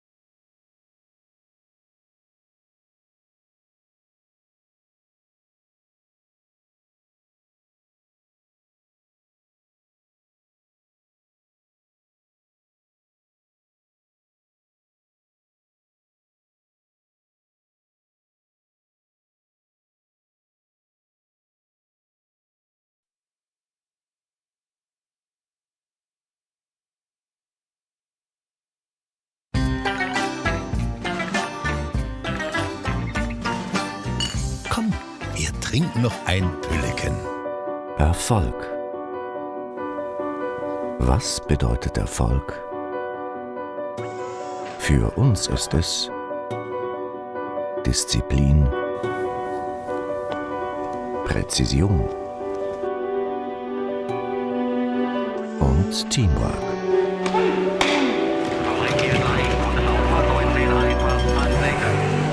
Borbet, Partner des Sports. Ich wusste schon als Kind, dass ich Fliesenleger werden möchte. Mein Papa ist nämlich Fliesenleger. Mit dem Fliesenlegermeister in der Tasche hat man schon ein erhöhtes Ansehen. Man hat offene Wege, man kann sich selbstständig machen, man kann studieren gehen, man kann sehr guter Arbeitnehmer werden. Mein Name ist Dieter Libowski und ich habe meinen Meister im BBZ Arnsberg gemacht.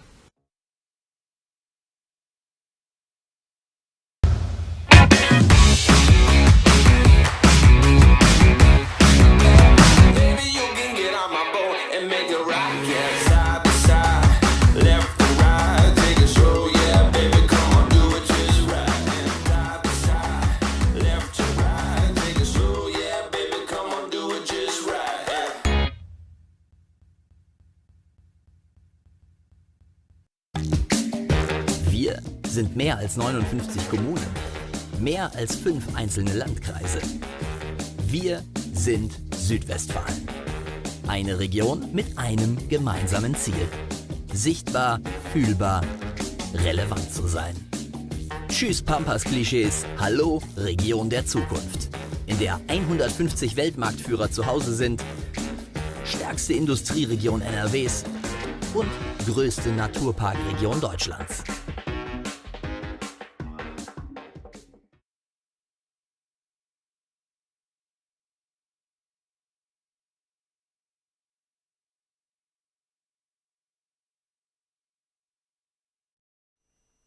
Ja, da melden wir uns zurück aus der Pause hier vor dem zweiten Wertungslauf der Junioren Men, also der Junioren Herren, wo 25 Gewertete aus dem ersten Lauf am Start sind. Es wird ein spannender zweiter Durchgang. It's going to be a real thrilling second run because the gap between the leader and the guy on the second position, Florian Muller, the second, and Matvey Peresonin from Russia is the leader, is only 22 thousandths of a second, and the guys from 3 to 7 or 8 can also reach the third or second place. Also es geht bei ganz, ganz vielen hier noch um die Medaillen. Das wird sehr, sehr spannend. 25 Starter im zweiten Durchgang, 52 athletes in the second run, and we're gonna have a look at the start order. Wir schauen Muller from the United States of America, USA. Ja, der zweite aus Georgien, Luscia Micheliani. Rasmus Möberg aus Schweden danach, from Sweden. Ja, aus Rumänien, Florin Musei als Vierter. Mateusz Karas from Poland, 21st place after the first run will be the next.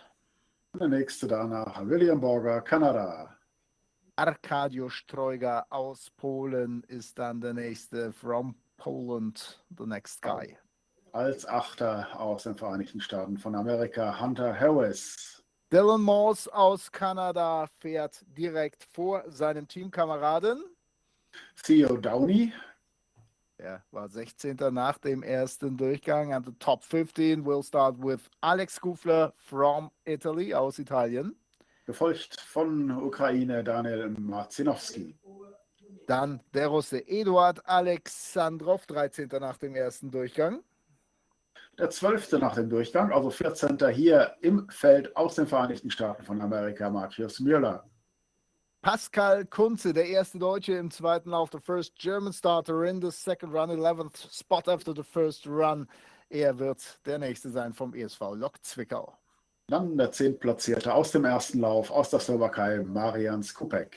Noah Kallan aus Österreich ist 9. nach dem ersten Durchgang. Lettland, Kaspars Rings, der 8. aus dem ersten Durchgang. David Nösler aus Deutschland. RSV Schmalkalden ist dann der nächste. 7. Platz, 7th place after the first heat. Der nächste Fabio Helmut Zauser, Österreich, der Sechstplatzierte aus dem ersten Lauf. Matthew Grainer, the big favorite for the American Pacific title from the United States of America, and he can also get a medal in the World Championships. 5th place after the first run, Matthew Grainer. Der nächste aus Deutschland, Timan Grancaniolo, der vierte aus dem ersten Lauf. Der junge Mann vom ESV Lok Zwickau. Pavel Repilov, der Weltcup-Starter aus Russland, ist Dritter nach dem ersten Durchgang. Der zweite vom ersten Durchgang aus Deutschland, Florian Müller.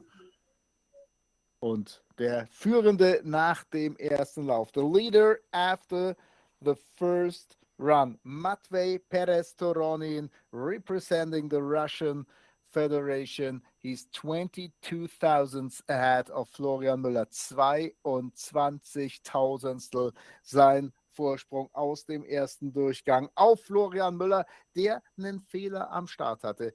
Das wird ganz, ganz eng, das wird ganz, ganz spannend und wir freuen uns, dass Sie mit dabei sind bei den 37. Junioren-Weltmeisterschaften im Rennrodeln. Das Ganze hier in der Veltins Eisarena in Winterberg und dann sind wir tatsächlich sehr gespannt, wie das Ganze ausgehen wird. Wagst du einen Tipp, Dietmar? Tipp wird schwer. Die Russen haben hier im ersten Lauf also wirklich Weltklasse gezeigt. Unsere beiden deutschen Starter, Timon und Florian, mischen mit.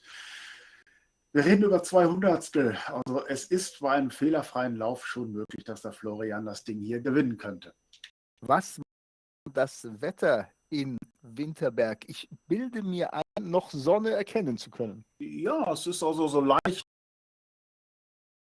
mehr Wolken rein, aber es ist stellenweise doch noch die Sonne am Durchkommen. Also ich denke, es geht eher dahin, dass der zweite Lauf irgendwann dann bewölkt wird, komplett bewölkt sein. Entsprechend etwas und ja, die Bahn werden. Wir werden das Ganze hier beobachten. 11:28 Uhr auf meiner Uhr. Der erste Vorläufer wird so in 2 Minuten in etwa kommen, oder? Das ist richtig. Die Vorbereitungen laufen oben schon. Da kommt er. Ja, habe ich das doch richtig gesehen. Und müsste jeden Moment auch mit den Vorläufern gehen. Das erste am Start sein, Marco Leger. Marco Leger will be the first of 2 forerunners before we start the second run with Muller from the United States of America. Ich muss da mal durch. In Sachen USA, Kanada, müssen die Medaillen schon noch. Several candidates for the medals in the American Pacific Championships, race, World Championship and also American Pacific Championship. Winterberg ist einfach international. Da geht alles. Ja, da gehen auch mal amerikanische Pazifikmeister. Ja, genau. Das ist schon des Öfteren bei den Junioren, schwappt das immer mit rum. Meistens sind diese letzten Weltcup-Rennen angesiedelt. Diese Reise sind sie hier bei den Juniorenmeisterschaften. Und ja, es geht dann Reihe und immer mal eine Bahn, wo man sagt, wir werten dieses aus. Und wir freuen uns sehr, dass das diesmal in Winterberg der Fall ist. We're really happy that we are the host track for the American Pacific Championships and of course also for the Junior Luge Championships 2022 after the season 2021 where there was no competition for the juniors and also no World Championships. And now the first 4 rounds in the track. Auch der Start, da sieht man, wie schwer das ist mit diesem Starteck. Ja, richtig. Wenn man sich da jetzt in der Drehbewegung noch auf den Schlitten legen muss, um sauber die Gerade runterzukommen, ist nicht so einfach. Also ich denke mal, alles, was zu viel ist, ja, es macht eher das Gegenteil zu dem, was man sich erhofft. Ich habe so das Gefühl, dass 7 Paddelschläge tatsächlich zu viel sind.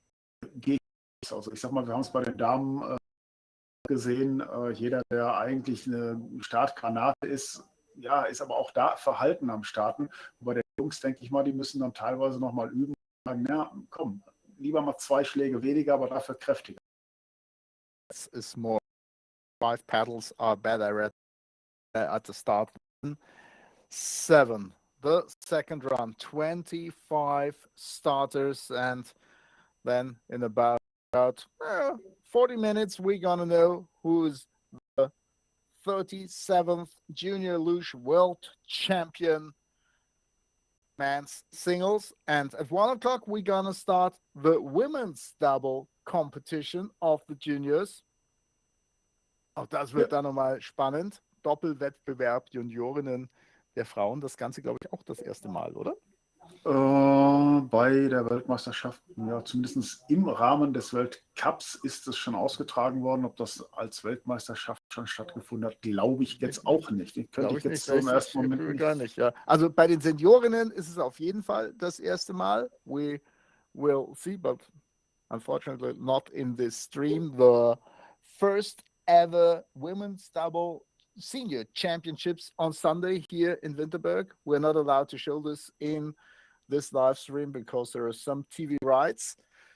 Jemand hat da die TV-Rechte und deswegen dürfen wir das nicht im Stream zeigen. Anka Jenike als zweite Vorläuferin ist da jetzt noch unterwegs. Anka Jenike is in the track, the second forerunner, and then Aiden Muller from the United States of America will open the second run. He's about 1.8 seconds behind the leader after the first run. Also nach vorne kann der nicht mehr kommen. He has no chance for a better place. But he reached the second run, Aiden Muller from the United States of America. Anka Jenike. Das ist doch nicht so langsam mal unter uns. Nein, aber sie spielt hier nicht im Juniorenlager mit. Sie ist vom Alter her schon angesiedelt bei den Senioren. Und ja, das ist hier eben halt die Zukunft, wo ich sage, vielleicht greift sie in der nächsten Saison ja an und fährt mit. She's a senior woman, Anka Jenike, but really, really fast. Faster than many of the junior guys here. So, the first starter in the second run, der erste Athlet hier im zweiten Lauf. Das wird sein Aiden Muller, setzt sich da oben schon sehr früh auf den Schlitten, aber wenn er will, dann darf er hier auch runter. Aiden Muller will be the first and Matvey Perez-Doronin from the Russian Federation will be the last. Aiden Muller showed us that he is ready to start. And so now the track is clear. We're a little bit earlier. And let's start the second run with Aiden Muller. Seine Startzeit im zweiten Lauf, his starting time in the second run, 5:18.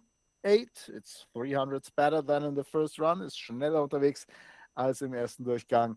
300stel nämlich. Am Ende ist das hier, ja, es ist eine Weltmeisterschaft und es geht um die, naja, vielleicht will er noch in die Top 20. Maybe he wants to reach the Top 20 in this World Championship.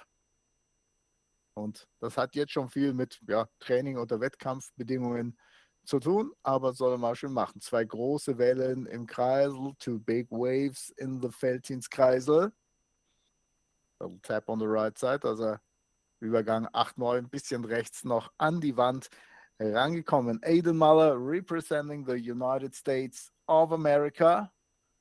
Und wir schauen auf seine Laufzeit. Time for the second run is 57.5, 57,5 by far better than in the first run where he had a big mistake. Hat einen großen Fehler drin, Aiden Muller, und ist jetzt deutlich schneller. 57,5 zum Vergleich mit der Zeit wäre er nach dem ersten Durchgang 16. gewesen. With this time he would have been in the 16th place after the first run. Luscia Micheliani from Georgia is the next starter. und ich will es einfach, einmal will ich es noch auf Georgisch sagen. I want to say it again in Georgian. Traza Tavisupalya. Traza Tavisupalya. The track is clear. What a beautiful language. Luscia Micheliani is faster than Aiden Muller at this part of the track.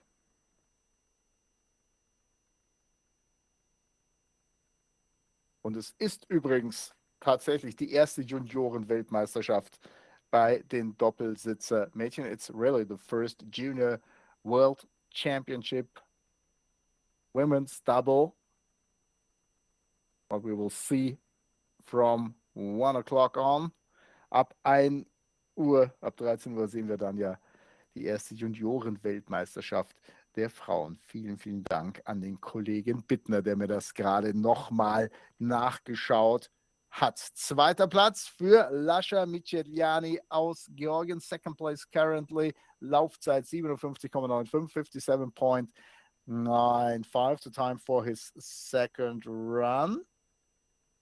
3500 faster than in the first run. Auch eher schneller unterwegs als im ersten Lauf. Rasmus Möberg aus Schweden ist jetzt der nächste 23. nach dem ersten Durchgang. 23rd spot after the first run for the guy from Sweden, Rasmus Möberg. Bisschen nach links verrissen und dann die Probleme. Was directly after the handles, too far on the left side, and then he had to steer really hard to find the right way down the straightaway to turn 1. Da hat er hart arbeiten müssen, um dann den richtigen Weg auf der Gerade Richtung Kurve 1 zu finden. 13 sein Vorsprung. He's 0.3 of a second ahead. Aber weiß ich nicht, ob er das so ohne Probleme halten kann. This is going to be really hard to fight against Aiden Muller, der in der Regel ein bisschen stärker einzuschätzen ist als der Schwede, aber halt den großen Fehler im ersten Durchgang hatte. Jetzt liegt er schon 700 zurück. Möberg now 700 behind Aiden Muller. Fighting for the second place, but this is also going to be really, really hard. Möberg or Micheliani, and it's the third place currently. Das ist der dritte Platz für Rasmus Möberg aus Schweden, and still in the lead, immer noch in Führung, Aiden Muller representing the United States of America. Next starter from Romania, Florian Muschei, 22.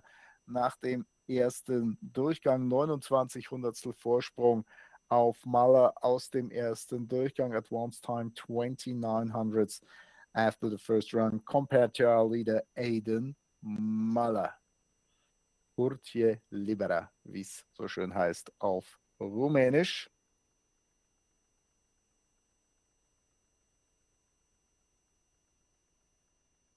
Startzeit 5:08, 5,087 thousandths behind his start time of the first run. 7.000 langsamer gestartet als im ersten Durchgang. Das ist überschaubar und da hat er zunächst einmal eine halbe Sekunde Vorsprung. He's now half a second ahead of Aiden Muller and growing. Ist gut unterwegs. Florian Muschei from Romania.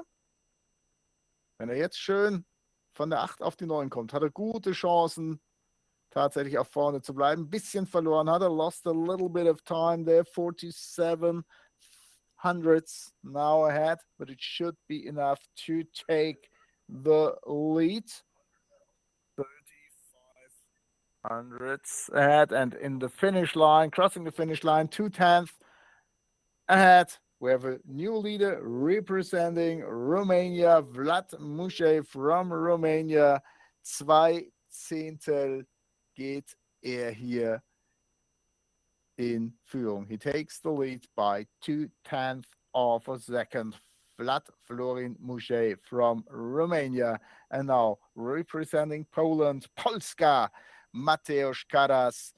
Er ist der nächste, 21. nach dem ersten Durchgang. Tor Wolny, die Bahn ist frei. 21st place after the first run for the guy from Poland. 1700s ahead after the first run, ahead of our leader Musche. 5:08, the start time. 5:08 die Startzeit, die zweitbeste in diesem zweiten Lauf. Second best start time in this second run, and 600s better than in the first run. Da hat er sich also deutlich gesteigert, hat er nochmal richtig Gas gegeben und hat jetzt 21 Hundertstel Vorsprung, 2100s ahead before entry. Fällt ins Kreisel, Mini-Wellen zu sehen, some tiny waves there in the Kreisel. Little tap on the right side before turn 9, but only some small mistakes. He will take the lead. Big issues then. Exit turn 13 and 3500s ahead. Mateusz Karas from Poland takes the lead. 57.39, 57,39. Seine Laufzeit im zweiten Durchgang, 35 Hundertstel. Sein Vorsprung. He takes the lead by 35 hundredths ahead of Florian Muche from Romania. So we're entering the top 20 right now. Wir sind jetzt bei den besten 20 aus dem ersten Durchgang. William Borger aus Kanada ist der nächste Starter. 20. nach dem ersten Durchgang. 34.000 Vorsprung auf Karas. 34 thousandths ahead of Karas. And some waves there at this very, very flat part of the track. Da ist er Wellen an dieser unglaublich flachen Stelle gefahren und das kostet viel an Zeit. Da geht so viel an Geschwindigkeit verloren, die man aufbauen muss. You're losing a lot of velocity when you do any mistakes at this part of the track. 1500s now behind the leader Karas from Poland. 15 Hundertstel Rückstand führenden Polen, und wo soll er die denn finden? Ja, 24 Hundertstel now, 2400s now. The gap, he has no chance to reach the time of Karas. Da kann er nicht rankommen. Zielkurve für Borger, the finish turn for William Borger, and he's in the third place right now. Der dritte Platz für William Borger aus Kanada. Laufzeit 57,92, 57.92 the time for the second run of William Borger from Canada. And still in the lead, Mateusz Karas from Poland. Did a really good job in the second run, the guy from Poland. And we're now looking forward to the next guy from Poland, his teammate Arkadiusz Trojga, 19th place after the first run, 35 thousandths ahead. 35 Tausendstel der Vorsprung von Arkadiusz Trojga auf seinen Landsmann Mateusz Karas.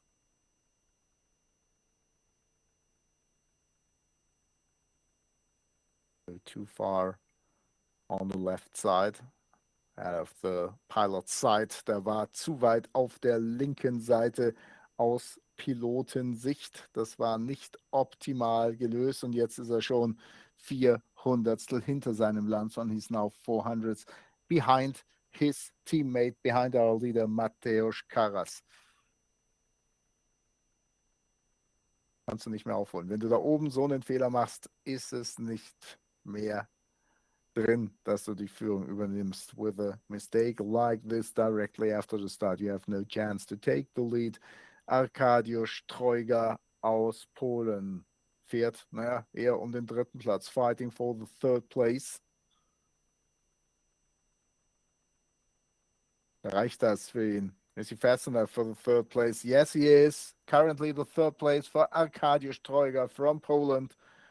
Laufzeit 57,79, 57.79 the time for the second run of Arkadiusz Trojga from Poland. Still in the lead, another guy from Poland, Mateusz Karas. Second place, Vlad Florian Muche from Romania, and the third place currently for Arkadiusz Trojga, Poland. Die Polen würden jetzt sagen, wäre schön, wenn wir fertig wären, aber da kommen noch ein paar, nämlich 18 starters left right now. Hunter Harris from the United States of America will be the next.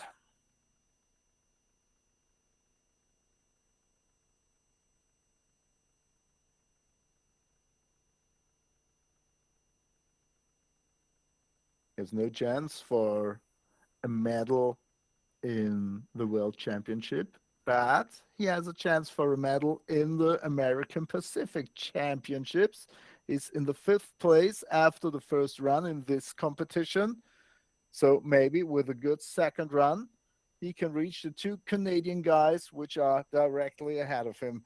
Könnte vielleicht noch die 2 Kanadier überholen, die da direkt vor ihm liegen nach dem ersten Durchgang. Es geht ja um die Amerika-Pazifik-Meisterschaft hier auch noch. Only 600s behind. Nur 600 liegt er hinter Mateusz Karas.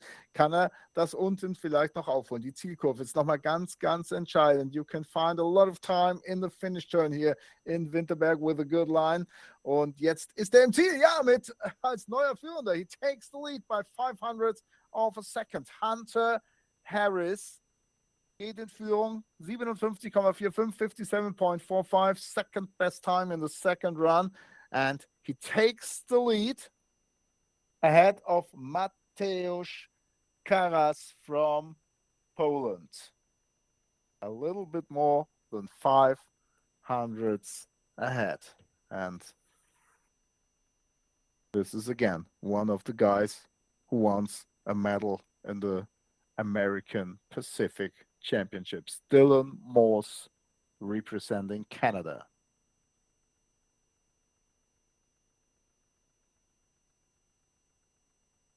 Startzeit 5,151. The start time for Dylan Morse. 400 slower than in the first run. But there was a big gap between him and Harris after the first heat. Er war schon deutlich schneller im ersten Durchgang. Sauber durchkommen muss er aber trotzdem. Needs a real clean run. And after the next start, after Theo Downey, also from Canada, he will know if he wins a medal in the American Pacific Championships. Last meters now for Dylan Morse. And der Schwung reicht nicht, also der ist 14, and he doesn't reach the finish line. 13 auf 14 war es mal wieder, gell? Ja, die übliche Geschichte, quasi 12 zu spät und dann in der 13 in die Zielkurve rein, der Kipper, und ja, da ist dann der Schwung halt weg. Ich habe jetzt nicht sehen können, ob er noch auf dem Schlitten war oder schon daneben. Ja, er ist kurz vor der Ziellinie. This is only a few meters before the finish turn, before the finish line, but he didn't reach it. Thumb is up, so he's not injured. And the next starter is Theo Downey, also from Canada. Ist für den jetzt natürlich auch schwierig, wenn der mitbekommt, dass sein Teamkamerad gestürzt ist. It's not so simple to handle. He knows that his teammate crashed. But engagement when Theo Downey sees the one in the finish line, wenn der als erster ins Ziel kommt, when he's faster than Hunter Harris from the United States of America, he has a medal in the American Pacific without engagement, but I'm quite sure that I'm right. Ich bin mir sehr sicher, dass ich recht habe, denn danach kommen Muller und Grainer. Und ansonsten sehe ich da niemanden, der mit Amerika oder Pazifik auch nur im Ansatz etwas zu tun haben könnte. Italien, Ukraine, Russland, Deutschland, Slowakei, Österreich. Das ist so. Also ich denke auch. Also ich sehe auch keinen zwischen. So we're right. When he's faster than Hunter Harris, he has a medal in the American Pacific Junior Championships. Theo Downey from Canada. 7 pedals, also er versucht es auch wieder mit den 7, hat es aber gut gemacht. Managed it really good, 5:05. Best start time this second run, 5,05. Gut 200 langsamer als auf, a bit more than 200 slower than in the first run at the start time, but in the track now he's a little bit less, some issues there, less than half a second advantage compared to Hunter Harris. 43 Hundertstel liegt er vorne. He's still ahead. Liegt er vorne. He's still ahead. Clearly ahead. 32 hundredths left. Theo Downey or Hunter Harris? Who's going to take probably the bronze medal at the American Pacific Championships? 2/10 left for Theo Downey. And 39 thousandths. Er rettet 39 Tausendstel nach unten. He takes the lead by 39 thousandths and he has at least the bronze medal at the American Pacific Junior Championships 2022. Congrats to Theo Downey from Canada, who had a lot of problems in the second run, but who cares? He has his medal. Der hat seine Medaille, der hat Fehler gemacht. Es wird ihm völlig wurscht sein. Alex Kufler aus Italien ist der nächste. Alex Kufler from Italy is the next. Theo Downey ahead of Hunter, third place. Mateusz Karas from Poland. Da sieht man aber auch wieder, wie kompliziert es im unteren Teil der Bahn hier in Winterberg ist. You can see it at every competition, how hard it is to steer, especially at the lower part of the track here in Winterberg. Alex Kufler, 18 Hundertstel Vorsprung, 18 hundredths ahead of Theo Downey. 3 Zehntel jetzt schon, 3/10 now.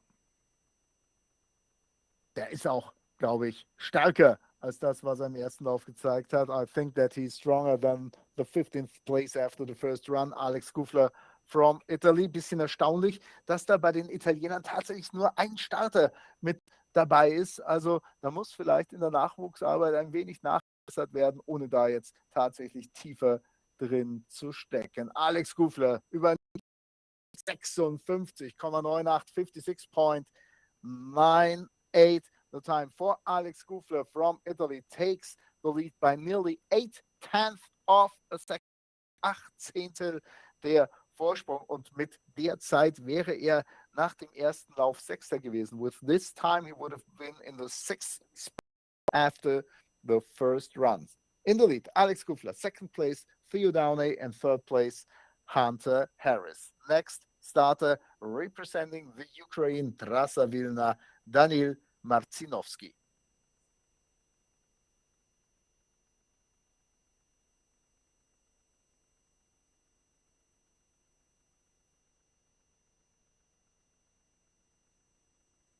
Startzeit 5,151. The starting time of Daniil Martinovsky from the Ukraine, 500ths behind his time of the first run. And I'm quite sure that he won't reach the time of Alex Kufler, who had a real good second run, der wirklich sehr, sehr gut unterwegs war im zweiten Lauf. Der junge Italiener Alex Kufler. 17 Hundertstel der Rückstand, 17 hundredths behind the time of the guy from the Ukraine.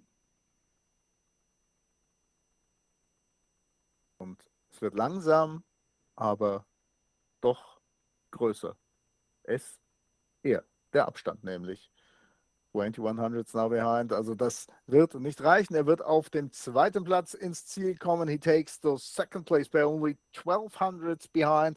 Nur 12 Hundertstel Rückstand für Daniil Martinovsky aus der Ukraine. Good second round for him. 57.18, 57,18.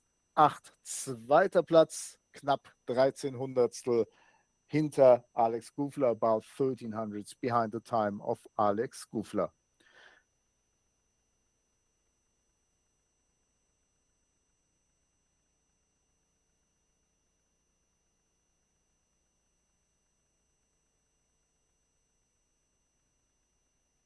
next starter, Eduard Alexandrov, representing the Russian Federation. 13th place after the first round. 13.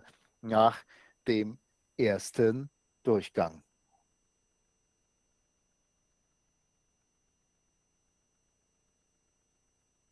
Startzeit 4,96496. 3,000 slower than in the first run, but the best start time in the second run till now.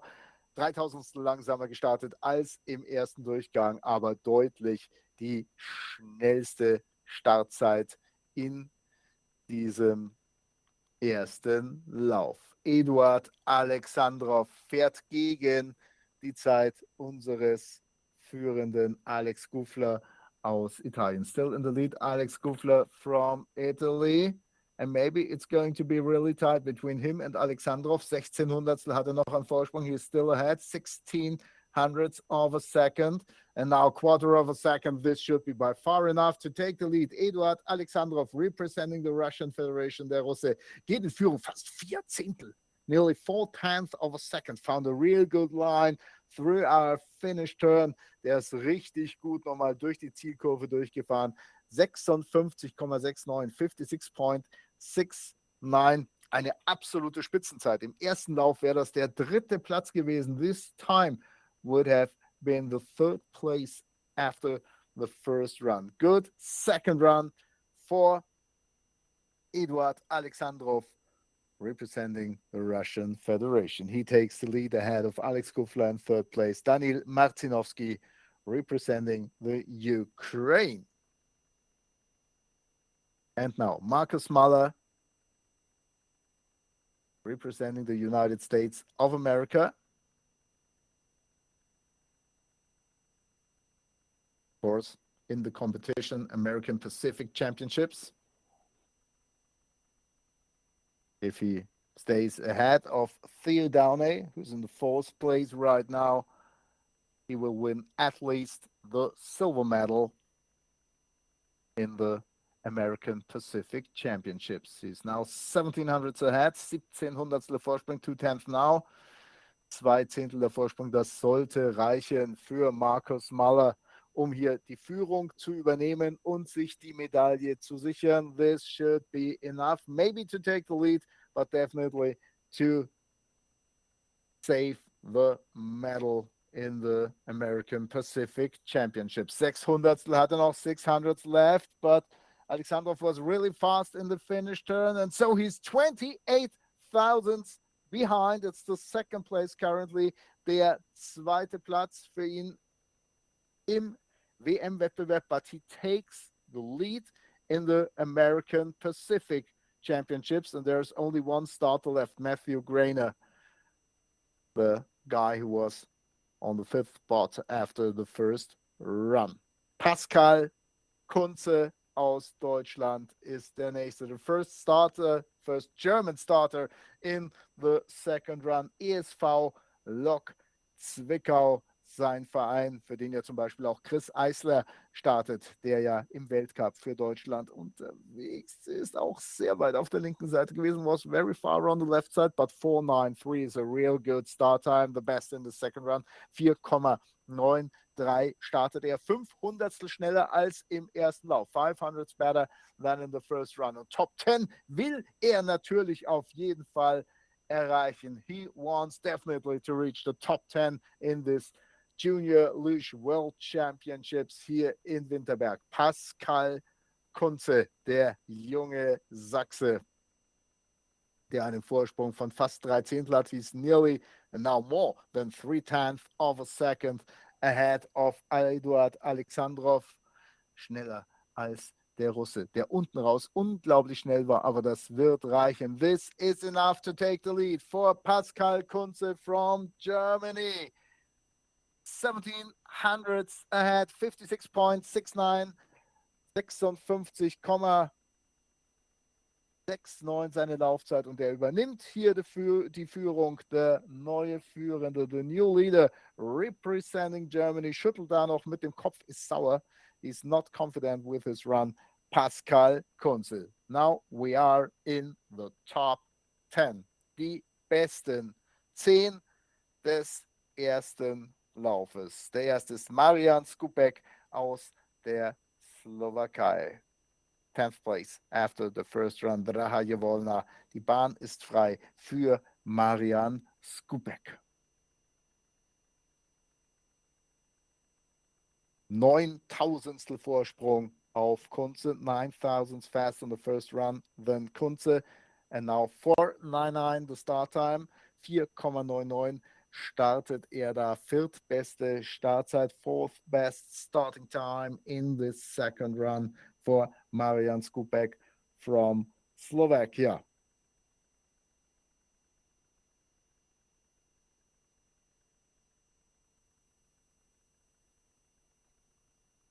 Hundertstel schon zurück. 14 hundredths now behind.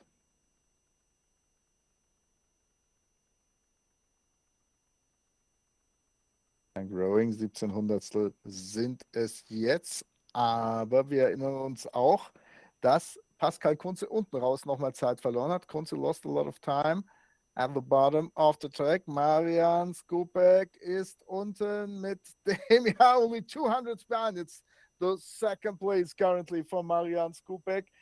Da hat Kunze unten raus nochmal richtig Zeit verloren, aber es reicht, um in Führung zu bleiben.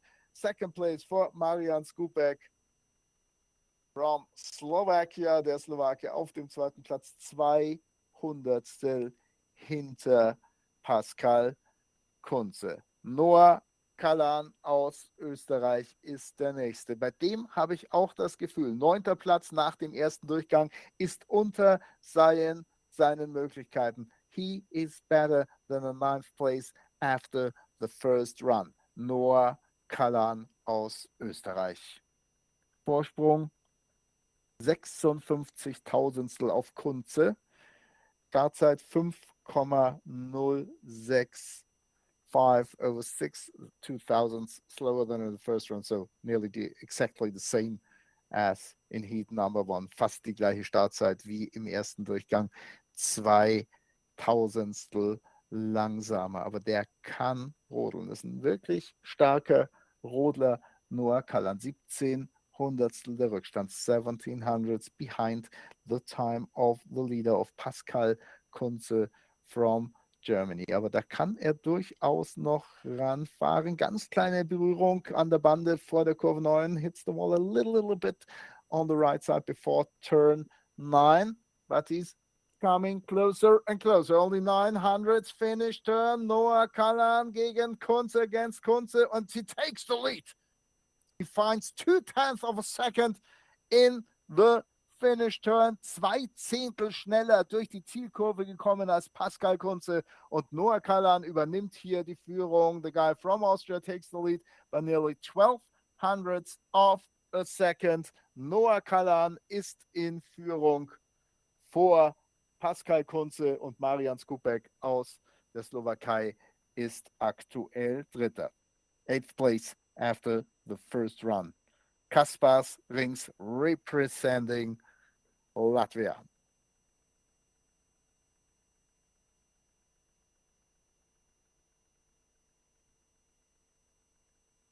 $16,000 faster in the first run than the leader Noah Kalan. 5:01 the start time. 5,01. The fastest guys will start faster than 5 seconds. Man muss unter den 5 Sekunden bleiben, um wirklich ganz vorne mitfahren zu können. Das hat der erste Lauf gezeigt. Kaspars Rings aus Lettland, 14 hundredths ahead of Noah Kalan, who was really strong at the bottom of the track. Der war unten raus nochmal richtig stark, der Österreicher.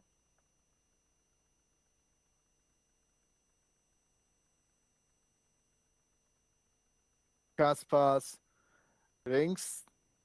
Und da liegt er neben dem Schlitten. Beside the sled, Kaspars Rings crashed short before the finish. He was ahead. He would have taken the lead, but now the crash. Kommt schon raus. Ja. Die sind sehr selbstständig, die Junioren, ne? Das Ja, muss doch. man schon sagen. Das auf jeden Fall. Also das geht zügig, ja, halt noch beweglich. Ja, absolut. So, damit haben wir noch 7 Ovens. 7 starters left. Aha, oh, gut. Ja, wollte eine längere Pause. Ja, das ist eben halt der Punkt, wenn vor einem einer stürzt. Ja, die Konzentrationsphase ist weg. Yeah.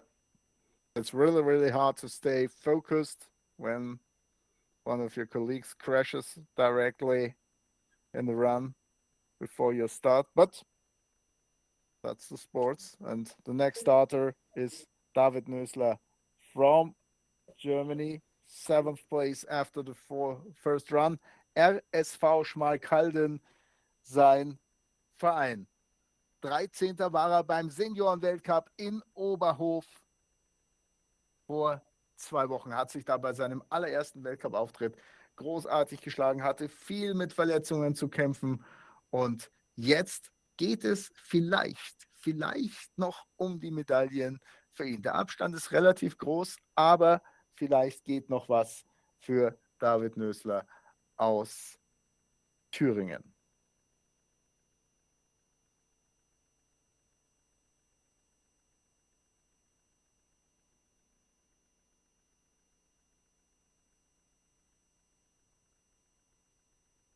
Schauen wir auf seine Startzeit. 5,03503, but really big issues. Vielleicht ist es das, dass man aus der Konzentration gerissen wird. Maybe he couldn't stay focused after the crash ahead of him. Er liegt jetzt vorne, 22 Hundertstel Vorsprung, aber ob er das so halten kann, man weiß es nicht. Keine Ahnung, warten wir es mal ab. Vielleicht hat es auch gar nicht so viel Zeit gekostet. 2 Zehntel hat er jetzt noch Vorsprung. Still ahead, 2/10 of a second left. Immer noch in Führung, still in the lead. Noah Kalan from Austria. David Nisler, 15 Hundertstel. He's losing the time in little steps. Kleine Schritte, in denen er die Zeit verliert. 700 left. Kalan or Nisler? Who's going to be the leader? And it's David Nisler. 17 thousandths ahead of Noah Kalan from Austria. He takes the lead. Und das mit den Problemen oben am Start. Da wird er nicht ganz zufrieden sein. Hat auf dem Weg dann unten nochmal richtig viel verloren. 17 thousandths ahead. The new leader from Germany, David Nisler. 2nd place, Noah Kalan. And the 3rd place, Pascal Kunze, Germany. 6 starters left. Der nächste kommt aus Österreich. Fabio Zauser.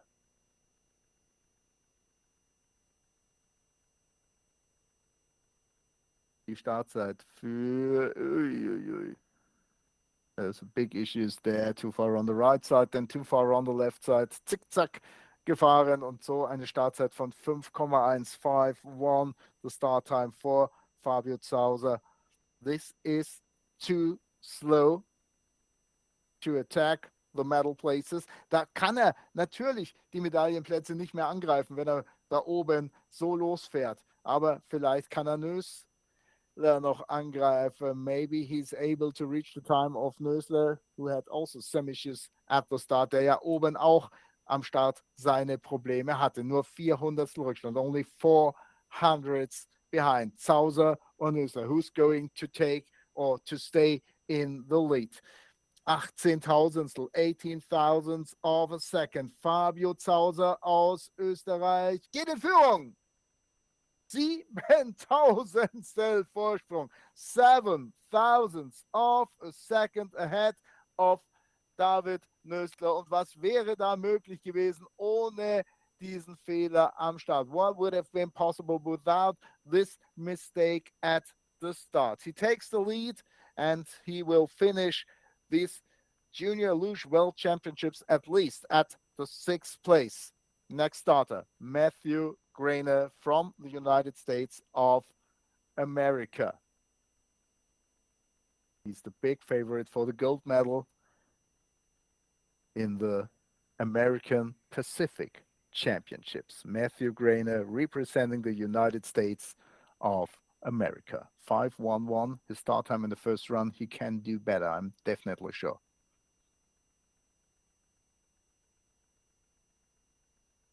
Oh, he can. 5:06, 5,06. Ungefähr 500 schneller als im ersten Lauf. About 500 faster than in the first run. Matthew Grainer representing the United States of America. Maybe he will take, or probably he will take the lead after this run. Hat beste Chancen, nach diesem Lauf zunächst einmal die Führung zu übernehmen. 32 Hundertstel liegt er jetzt vorne, 32 hundredths ahead. But he has to stay focused because the labyrinth, the Sauerland is really, really hard to drive. But he's doing a real good job there. Matthew Grainer, United States of America.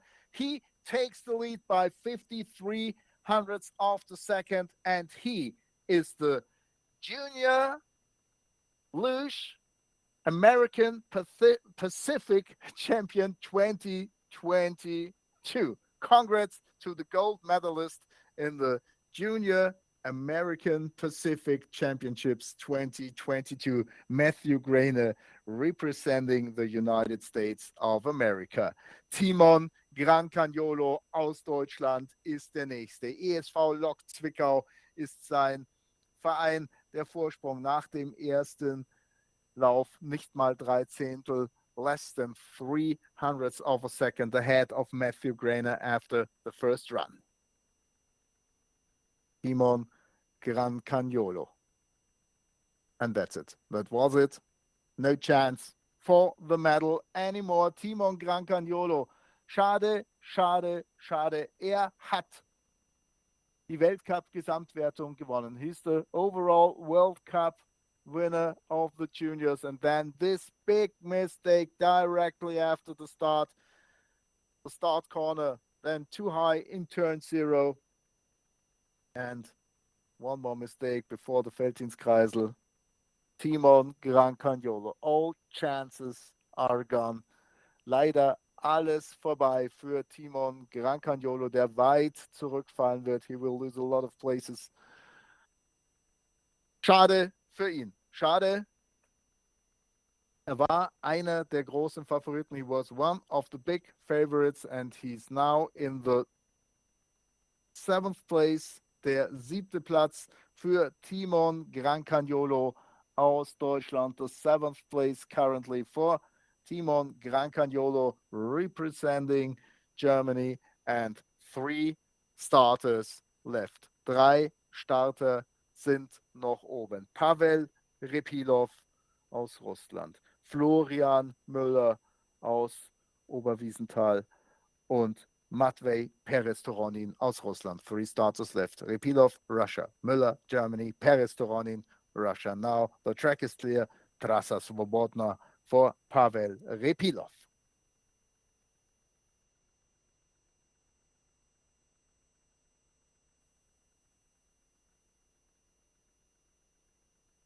A big issue is also for Repilov. And this is maybe the chance for a World Championship medal for Matthew Grainer representing the United States of America. Wie viel hat ihn das gekostet? Pavel Repilov, only 15 hundredths of his advantage left. Nur noch 15 Hundertstel sind von seinem Vorsprung übrig. Und der Fehler, der war einfach zu groß. 7 Hundertstel übrig. 7 hundredths left for Pavel Repilov representing the Russian Federation. Und die nächste Zeit wird wahrscheinlich dann schon, ja, noch nicht rot, 16.000, noch still 16,000 ahead, but he's not fast enough for Matthew Grainer.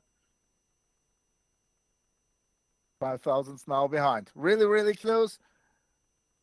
But I think Grainer will stay in the lead. Yes, he does. It's the 2nd place for Pavel Repilov representing the Russian Federation, 56.52. It's the 2nd best time in the 2nd run with this mistake at the start. That's really, really crazy.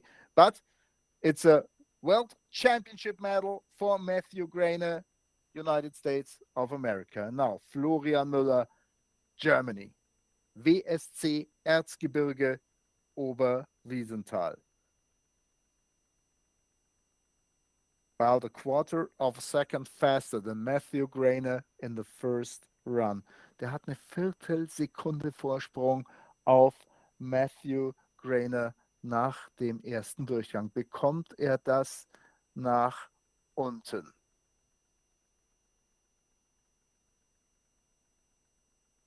Besser als im ersten Durchgang. Better than in the first round. 4.9. The start time 4,9. Zwar langsamer, aber besser ums Eck gekommen. 300 slower, but without the little mistake, without tapping the wall. He's 4/10 of a second ahead. 4 Zehntel der Vorsprung für Florian Müller.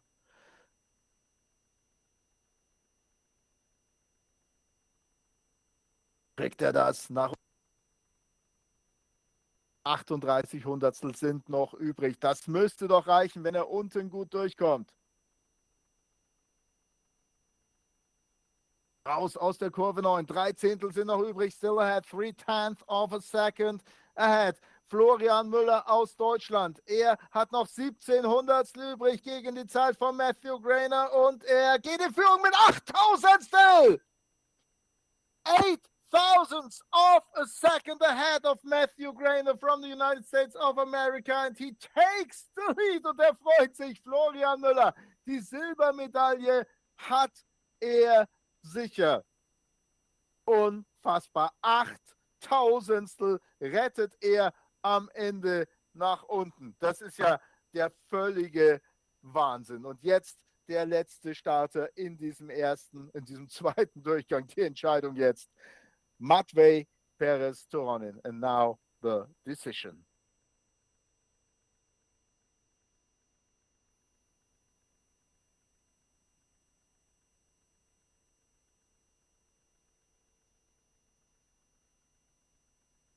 Matvei Perez-Toronin oder Florian Müller. Wer wird Junioren-Rennrodel-Weltmeister 2022? Who's going to be Junior Luge World Champion 2022?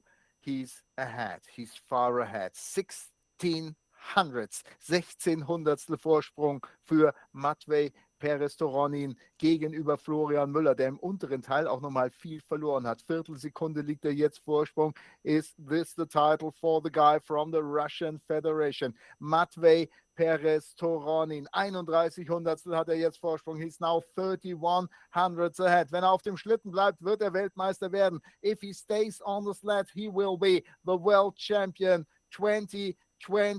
Last meters, Matvei Perez-Toronin, and he's the world champion, the Junior Luge World Champion 2022. Der Rennrodel Juniorenweltmeister 2022 heißt Matvei Perez-Toronin aus Russland, representing the Russian Federation. Congrats, Silbermedaille, the silver medal, Florian Müller, Germany. WSV Erzgebirge Oberwiesenthal und der dritte Platz, the third place, Matthew Grainer, representing the United States of America. Was für ein großartiger Lauf hinten raus nochmal von Perez-Toronin und auch Florian Müller, denke ich mal. Du hast das, glaube ich, noch besser gesehen da von deinem Platz aus in Winterberg, aber der war glücklich, dass er das nach unten gebracht hat. Ja, auf jeden Fall. Es war sowas von knapp. Also man hatte schon zwischenzeitlich den Eindruck, das reicht nicht. Die Zielkurve wird es vielleicht fressen, aber 8 Tausendstel, es ist ja kaum messbar. Es ist kaum vermittelbar für einen Zuschauer zu sagen, wie viel Millimeter oder wie viel Zentimeter reden wir hier eigentlich, wenn man das auf eine Strecke umrechnet. Das ist tatsächlich Wahnsinn. Well, the new Junior World Champion, Matvei Perez-Toronin, representing the Russian Federation. Congrats. Really, really good second run of Perez-Toronin. Florian Müller aus Deutschland wird Zweiter und Matthew Grainer Vierter. Pavel Rypilov mit dem Fehler, den er oben hatte, Vierter. Fabio Zauser wird Fünfter. David Nisler wird Sechster. Noah Kallan Siebter und Pascal Kunze 8. Marian Skupek aus der Slowakei 9. und Timon Grancagnolo aus Deutschland 10. Der hatte solche Medaillenchancen, aber dann oben zickzack fahren. Ich glaube, das war ein schöner Auftakt, oder Dietmar, dieser Weltmeisterschaften? Das hatte schon viel Feuer. Auf jeden Fall. Spannung pur. Und ja, es sind eben halt Leistungen, wo ich sage, die hätte man locker auch in einen Weltcup verpacken können. Ich sag mal, die ersten 3, 4 Sportler hier, was haben die für eine Leistung hier hingelegt? Das ist Wahnsinn. Selbst an Matthew Grainer, wo man sagt, den hat man ja gar nicht auf dem Schirm gehabt. Aber ich hatte es ja schon vorher angedeutet, also nach einem Jahr Abstinenz hier in Europa, die amerikanischen Sportler sind nicht zu übersehen. Das ist Wahnsinn. Das ist tatsächlich, das war ganz, ganz großartig und wir kommen ja wieder. We will be back. 1 o'clock, we're gonna start the first ever Junior Doubles Junior Women Championship. Dann sind die Doppelsitzerinnen dran mit 11 Schlitten. Und das Ganze startet um 13 Uhr. Wir werden so wieder da sein, würde ich sagen, 12:45 um den Dreh, würde ich mal sagen. We will be back at the 1:45 with the first ever Doubles Junior Women World Championship und freuen uns auf diesen Wettbewerb. Auf jeden Fall. Nur der Hinweis noch einmal für alle, den Link müssten Sie wechseln. Wir haben da einen neuen Container für angelegt für die Doppelsitzer. Das heißt also, dieser Stream beendet sich in wenigen Minuten und wir starten dann einen neuen, also auf einem neuen Link. Also wer bei YouTube ist, nimmt den nächsten Container oder über BSD TV kommt man auch automatisch in die nächste Veranstaltung. Okay, if you're watching us on YouTube, this stream will end in a few minutes and then we're going to start a new one for the Women's Doubles Junior World Championship. We will be back at 1:45. Thank you for watching us and congrats to all the medal winners, to all the competitors. Thank you very much and see you soon. Danke.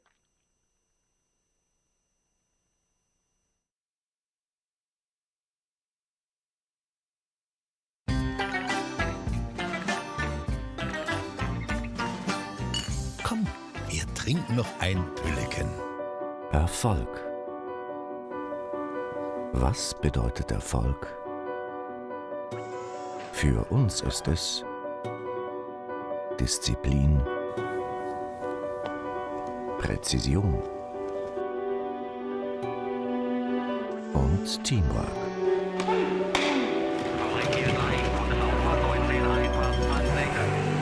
Borbet, Partner des Sports. Ich wusste schon als Kind, dass ich Fliesenleger werden möchte. Mein Papa ist nämlich Fliesenleger.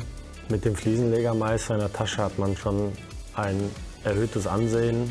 Man hat offene Wege, man kann sich selbstständig machen, man kann studieren gehen, man kann sehr guter Arbeitnehmer werden. Mein Name ist Dieter Libowski und ich habe meinen Meister im BBZ Arnsbeck gemacht.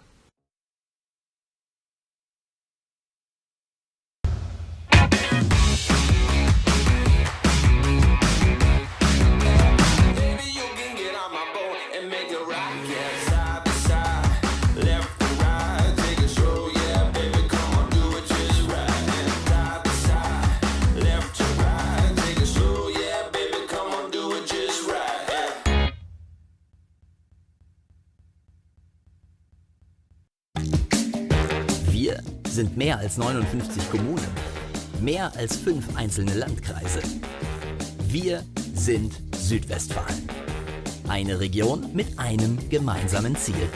Sichtbar, fühlbar, relevant zu sein. Tschüss Pampas-Klischees, hallo Region der Zukunft. In der 150 Weltmarktführer zu Hause sind, stärkste Industrieregion NRWs und größte Naturparkregion Deutschlands.